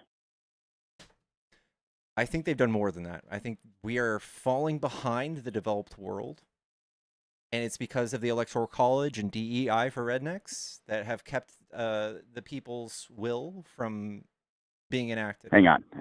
What do you mean by DEI? DEI for rednecks, the Electoral College. The Electoral College was put into our system for a reason. Yeah, slavery. No, because someone like me who lives in a rural area can be completely outpowered by city areas. Yeah, I know, because the city already pays for all their bills. Not true. It's vehemently true. No. Like 99% of all red states can't balance I love this their budget. conversation. 99% of all red states are insolvent, and they rely I'm on... in a blue state in a rural area. So the big city And my is the rural economic area output in a blue state that pays for pays your more bills. taxes through property tax, through state income tax. I have 10,000 people in my county, and we pay more than a county that has 100,000 people in taxes. So again, that's representation, overrepresentation, No, past. and I'm saying we pay versa. more taxes than big cities do in a blue state. Maybe Now, I'm in a blue proportionally, state. but like Chicago, for instance, it's like 80% of the GDP output of Illinois. Without that city, Done by how many? Done those by red what states. percentage of population in Chicago? Exactly. So that By the population, top 3% of population in Chicago pays all those taxes. but they still all pay property taxes and sales tax. The same. Right, but the top 3% pay the vast majority of the taxes in Illinois. And they probably take just as many, or if not more, subsidiaries. I'm sure they do. So I It's think an imbalanced system. It's completely broken the way we're at right now. Yeah, I agree. I think that all votes should be the same. Whether or not their feet are in a different spot makes no difference. No. Let me ask you a question, B. So you're just saying the votes and everything else. Do you believe people who do not have a stake in the system should be voting? Yes, I think everybody who has who is living and breathing has a stake in the system. Okay, so let me ask you a question. If you can have a voter who, and I'm not saying these people are bad, somebody who's on welfare, somebody who's collecting off the system, do you think they will always vote for a party who gives them more? No. You don't think that somebody on welfare is going to vote Democrat 90% of the time? No. I think that most of the welfare is distributed into like rural areas. No. I'm talking SNAP benefits. I'm talking. Yeah. So unironically, they all do rely on government, especially red states. No. I know where you're getting at, and I completely understand what you're saying. But deep, tight urban city areas who are collecting off the system, what is their majority vote? It's people who use public transportation, people who use public services. Which party do they vote for? If you think people vote based on the outcome more than the rhetoric, I think a lot of people base their vote on what they get off the government. I don't think so. I know too many people that pull in welfare, that call in and talk about it. I know too many people that like here it's 40-60 in Dallas, where 40% are Republican, and they unironically are in the like low income areas. They're in poverty and they vote for Trump because they want. I'm going to tell you the truth. Your callers, and I've heard a few, they're idiots. They're stupid. The comments they call in for you for, they're literally voting against their best interest. I think that if you actually looked at the economic benefits of things like welfare and SNAP and all of that stuff, you would have less grievances about it and stop associating Democrats with that. But like SNAP, for instance, it's for every $1 we spend, it's $1.50 to $1.70 in economic activity, and it helps mostly corporations. And you know what it does for me? What? It raises my inflation costs. It's not even true. You pay about probably $200 in taxes that go to SNAP every year. The average person pays $36. No. That's not what I mean. What I'm saying is every government dollar pumped into the system increases costs for those who are not collecting off of it. It's not true. It's 1% of our federal budget, so it's so benign. No. You're not hearing what I'm saying. Every dollar I pump into the system, I get nothing back from. I pay higher taxes. I pay taxes every year. I don't ever get anything back. So giving my tax dollars to somebody else so they can spend money in the economy, yes, it increases GDP. Yes, it makes other rich people more money. It makes Walmart more money. It creates consumers. It makes Stop and Shop more money. It makes Heb more money. Yeah, it creates consumers for you. It creates a stable economy. But increases costs for me. Because now these people who are collecting money are pumping money into a system which increases demand, which increases costs. That's not true. So the market stabilizes after a certain point. So it would have to be like a spike in demand that would create that. But inflation is mostly caused by Republicans creating a deficit. So, like for instance, when Trump was in office his first term, we printed $5 trillion because he told all of the rich people to stop paying us so much money, and we were still spending at the same rate. So we had to print the money. That's what creates inflation, not poor people with food stamps. Inflation can be tied to two events that happened during COVID. I don't think so. The American Rescue Plan and Trump's first pump into it in June. I forget what it was called.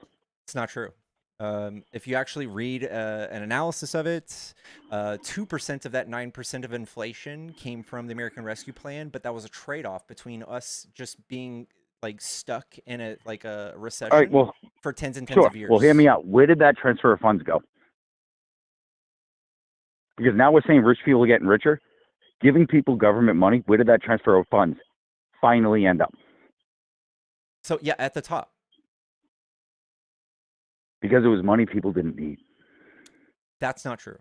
So Biden oversaw the recession of the 2008 market crash. And we saw through data that the stimulus checks we gave Americans, if we were to have doubled it, it would have, we missed out on, it was like hundreds of billions of lost revenue. There's like a perfect sweet spot where we pump money into the economy that is beneficial. And it's not as simple as people getting a stimulus check and that creates 3 years of inflation. That's not how that works. Now hear me out. This is probably the worst thing you're ever going to hear. Would it have been better had we just hit that recession, let prices come down, dealt with a few years of hard times, just to create a better market than we are now? No, we would have been stuck in like 10 to 20 years of recession. I haven't seen data on that. I've seen eight years of hard times. I think that's not good. Like, if we had the softest landing from COVID worldwide, we did it just right. See, I hit it. I nailed it because we had the recession, and like I said, I'm in construction.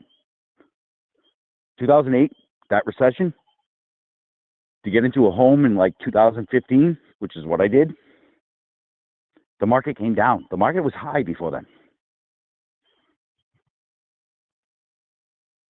That recession was actually beneficial, even though we took some short-term losses. Recessions benefit the richest of the rich, or more than the hard workers who deal and push through it. Yes, it doesn't benefit everybody. You're 100% right. So the largest transfer of wealth in the last 30 years was in COVID, and we saw trillions of dollars go straight to the top. And if they could manufacture it again, they would. But our government pumped trillions of dollars into the economy, not directly through the people, but we forced money into the economy. We printed money, and people just soaked it up. So Biden printed only $1.5 trillion. Trump. No, and I'm agreeing with you on Trump. I think COVID pumping money into the economy was the worst thing we did. I don't agree. I feel like that's rhetorical, man. And the only person that sides with you is a man named Larry Summers, who's in the Epstein files, who's a Trump sycophant. Not the biggest fan of him either, but just from looking at the way I see the world work, every time the government prints money, rich people get richer. So when I hear universal health care, I just see rich people abusing the system and getting richer because we have lobbyists, because we have people in the government who... If rich people wanted universal health care, we would have already had it, but they propagandize against it. I just think it's a good political tool. But I mean, you look at people, and you can look at anybody. Nancy Pelosi is the easiest one. You shouldn't get rich being in the government. You should be doing that as like volunteer. I'm good for the country. You look at, there's tons of Republicans who do the same thing. Yeah, these people only go into government to make money.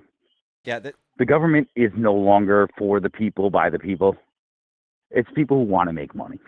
There is a list called the Unusual Whales list you can look at, and there are a ton of people in Congress who, I don't know, when they know we're about to go to war, they dump a lot of money into Boeings and Halliburton and whatever. I don't think that is necessarily dictating policy, but I do know that lobbying and like we can do away with things like Citizens United and the thing that legalized bribing in APAC the can go open. too. But I think that we can look at most Republican policy and the way they shape it and frame it, how it's good for the masses, is a lie every single time. And they are See, I don't think simps. Republicans ever explain it that it's good for the masses. They absolutely do. They say, who makes jobs? Rich people. We're going to give rich people tax breaks. No, that's a Reagan thing. That's It's dumb a as Trump that's thing. dumb as dumb can be. I've had to explain this to too many Trumpers. How they Oh, think no, that you know, and I know I've heard you do it. the 2017 tax cuts, 91% of tax cuts went to the rich. 95% of all Americans paid higher taxes last year because of Trump, and the top 5% saved money. And he No, convinced us it was good. and I don't disagree with you on that. What I also believe is I don't believe the other side is going to do any better at this point. We do historically every time. Historically, it's not 100% true because you can't consider Clinton, first of all, because he had the internet boom.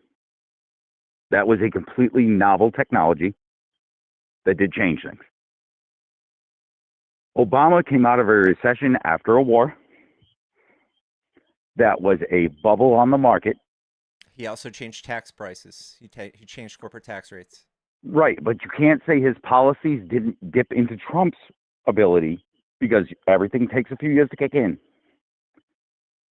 I can just look at how the deficit was handled during Obama, even And you during a can't look at Trump crisis. because we had COVID.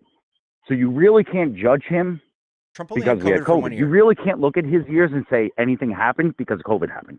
Well, okay, so Trump spent $8.3 trillion. Only 4 of that was COVID. Yeah, I know you're saying that, but that was $4 trillion was for COVID.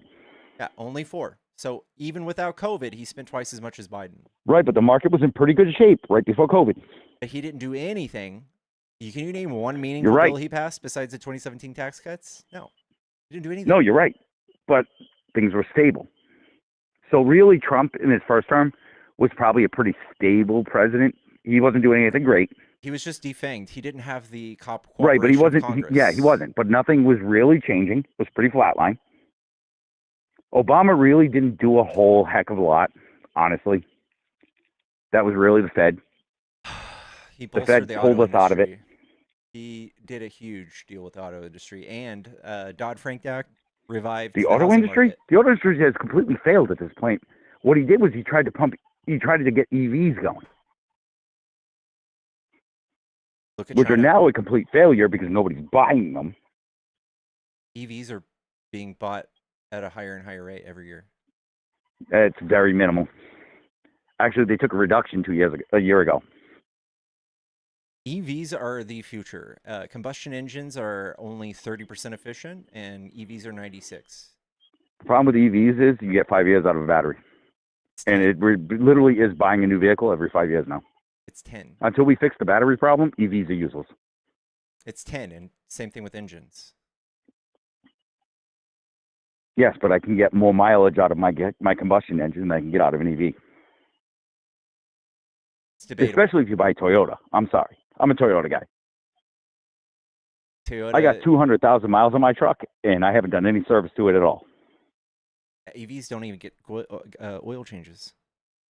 Right, but EVs also don't last over 150,000 miles. I think they do. They do, and the battery burns out. And you're talking $10,000 to $12,000 for new batteries. It's still cheaper than paying for gas. My Toyota, I haven't done anything to it. You save $3,000 a year not paying for gas. It's easily. I got to plug it in every day. That is a $10,000. I got to put it on my grid. Which means like if I don't have $7 solar a day. panels. How much a day? 7. $7 a day. Okay. My truck, which I have I'll tout this. I don't know why people buy anything but a Toyota Tacoma. I get 26 to 27 miles a gallon. That's not good. 26 to 27 versus $7 a day. Yeah. If $7 a day is only if you're driving short term. They get like 300 miles, just like a car. Yes, that's 2 days travel for me. That's more than your truck goes in one tank. My it's not true. I've looked at the numbers. My truck is actually more efficient than EVs. I've already done the numbers. There's not a chance in hell. 30% efficiency? Yes, but after it's $7 in electric fees. You could But that literally is $7 a kilowatt hour. you could literally just carry around a fucking generator and fill it with gas to power your EV, and it would be more efficient than your truck. Guarantee it will be. It would by math, it would. I've done the math on it. Sorry, I have done the math on this. I save about I've done the math. It's about $1.20 between my vehicle and an EV in the same quality vehicle. But do you drive 10 miles a day? No, I drive 70 miles a day 80 miles a day to and from work. Okay, so 80 divided by 20 is 4 times $5 in gas. That's $20 versus 7. No, 80 miles a day divided. No, your numbers are a little bit off. 80 divided by 25. 25 miles a gallon. So I'm paying $3 a day versus 7. No, that's three fill-ups. So 3 times the gallon cost. It costs me 3 gallons a day. So 3 gallons, that's $12. $15. $15 versus 7. Versus 7 plug-in. That's for a small EV. How's the Cybertruck do? I think it's still actually, sadly, more efficient. It's not. And the problem is that you can't run long-term on an EV. The maintenance is too high. And also, actually, you know what? I'll even beat you on this one. $40 every 3 EVs, months. how much do they weigh? 3,000 pounds. The lightest one is about 1,800. No, they weigh more than that. The battery alone is that. I've looked this up 1,000 times. Have you really? All right, then maybe I'm wrong. I'll give you that. But from what I've been told, in being in construction, they have had to redesign every single parking garage because EVs are way heavier than a regular vehicle. I had a Dodge and they don't even know if the parking garages pounds. can handle full EVs at this point. So my Dodge Challenger was 3,100 pounds. The lightest EV is 1,400, and the most heaviest ones are 3,100. Which one? Maybe I'm wrong, but this is what I've been told by being in the construction industry. That the parking garages cannot handle a full lot of EVs. They can handle a full lot of gas-powered cars. I don't know. I think it's just maybe I got fed wrong information. Maybe I even got hit with propaganda. Who knows? Yeah. I'm willing to admit that, and I'll look into that. Okay. Well, I've had you up for about an hour and a half. Do you mind if I get on my next one? I'm good too. I was about to do the same thing. All right, dude. Well, it was good I enjoyed the conversation. This was great. I mean, we had a conversation, and it is what it is. All right, man. Well, you have a good day. All right. Talk to you later. All right. God damn, it's 7:30?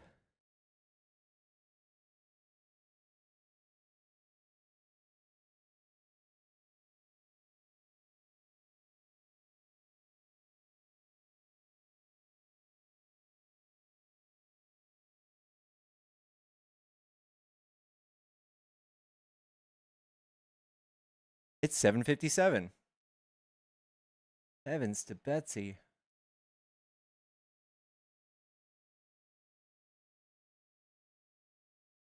Oh, I kind of have a headache. How's my cat? Pickles is good. She got her freaking she got her rabies vaccine. She's got 5G now.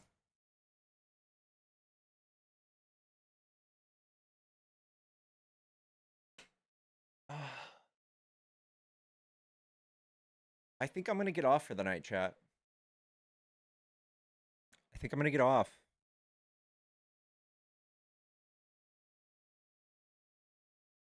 She speaks fluent Russian now, yeah.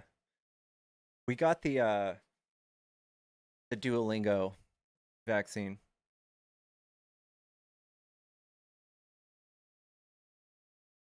Joey Tacos, love you. Chat, I love you too. I hope you guys have a wonderful night. This is our second stream of the day. We've been live for about 3.5 hours. We're gonna go ahead and call it here, y'all. Don't forget to give me a follow. Thank you guys for the 112 follows already today. Thank you so much. Yeah, guys, it's time. You guys have a wonderful night. I actually have a sticker that says free Wi-Fi. I love that. Smoochie's chat. I will see y'all tomorrow, guys. Good night.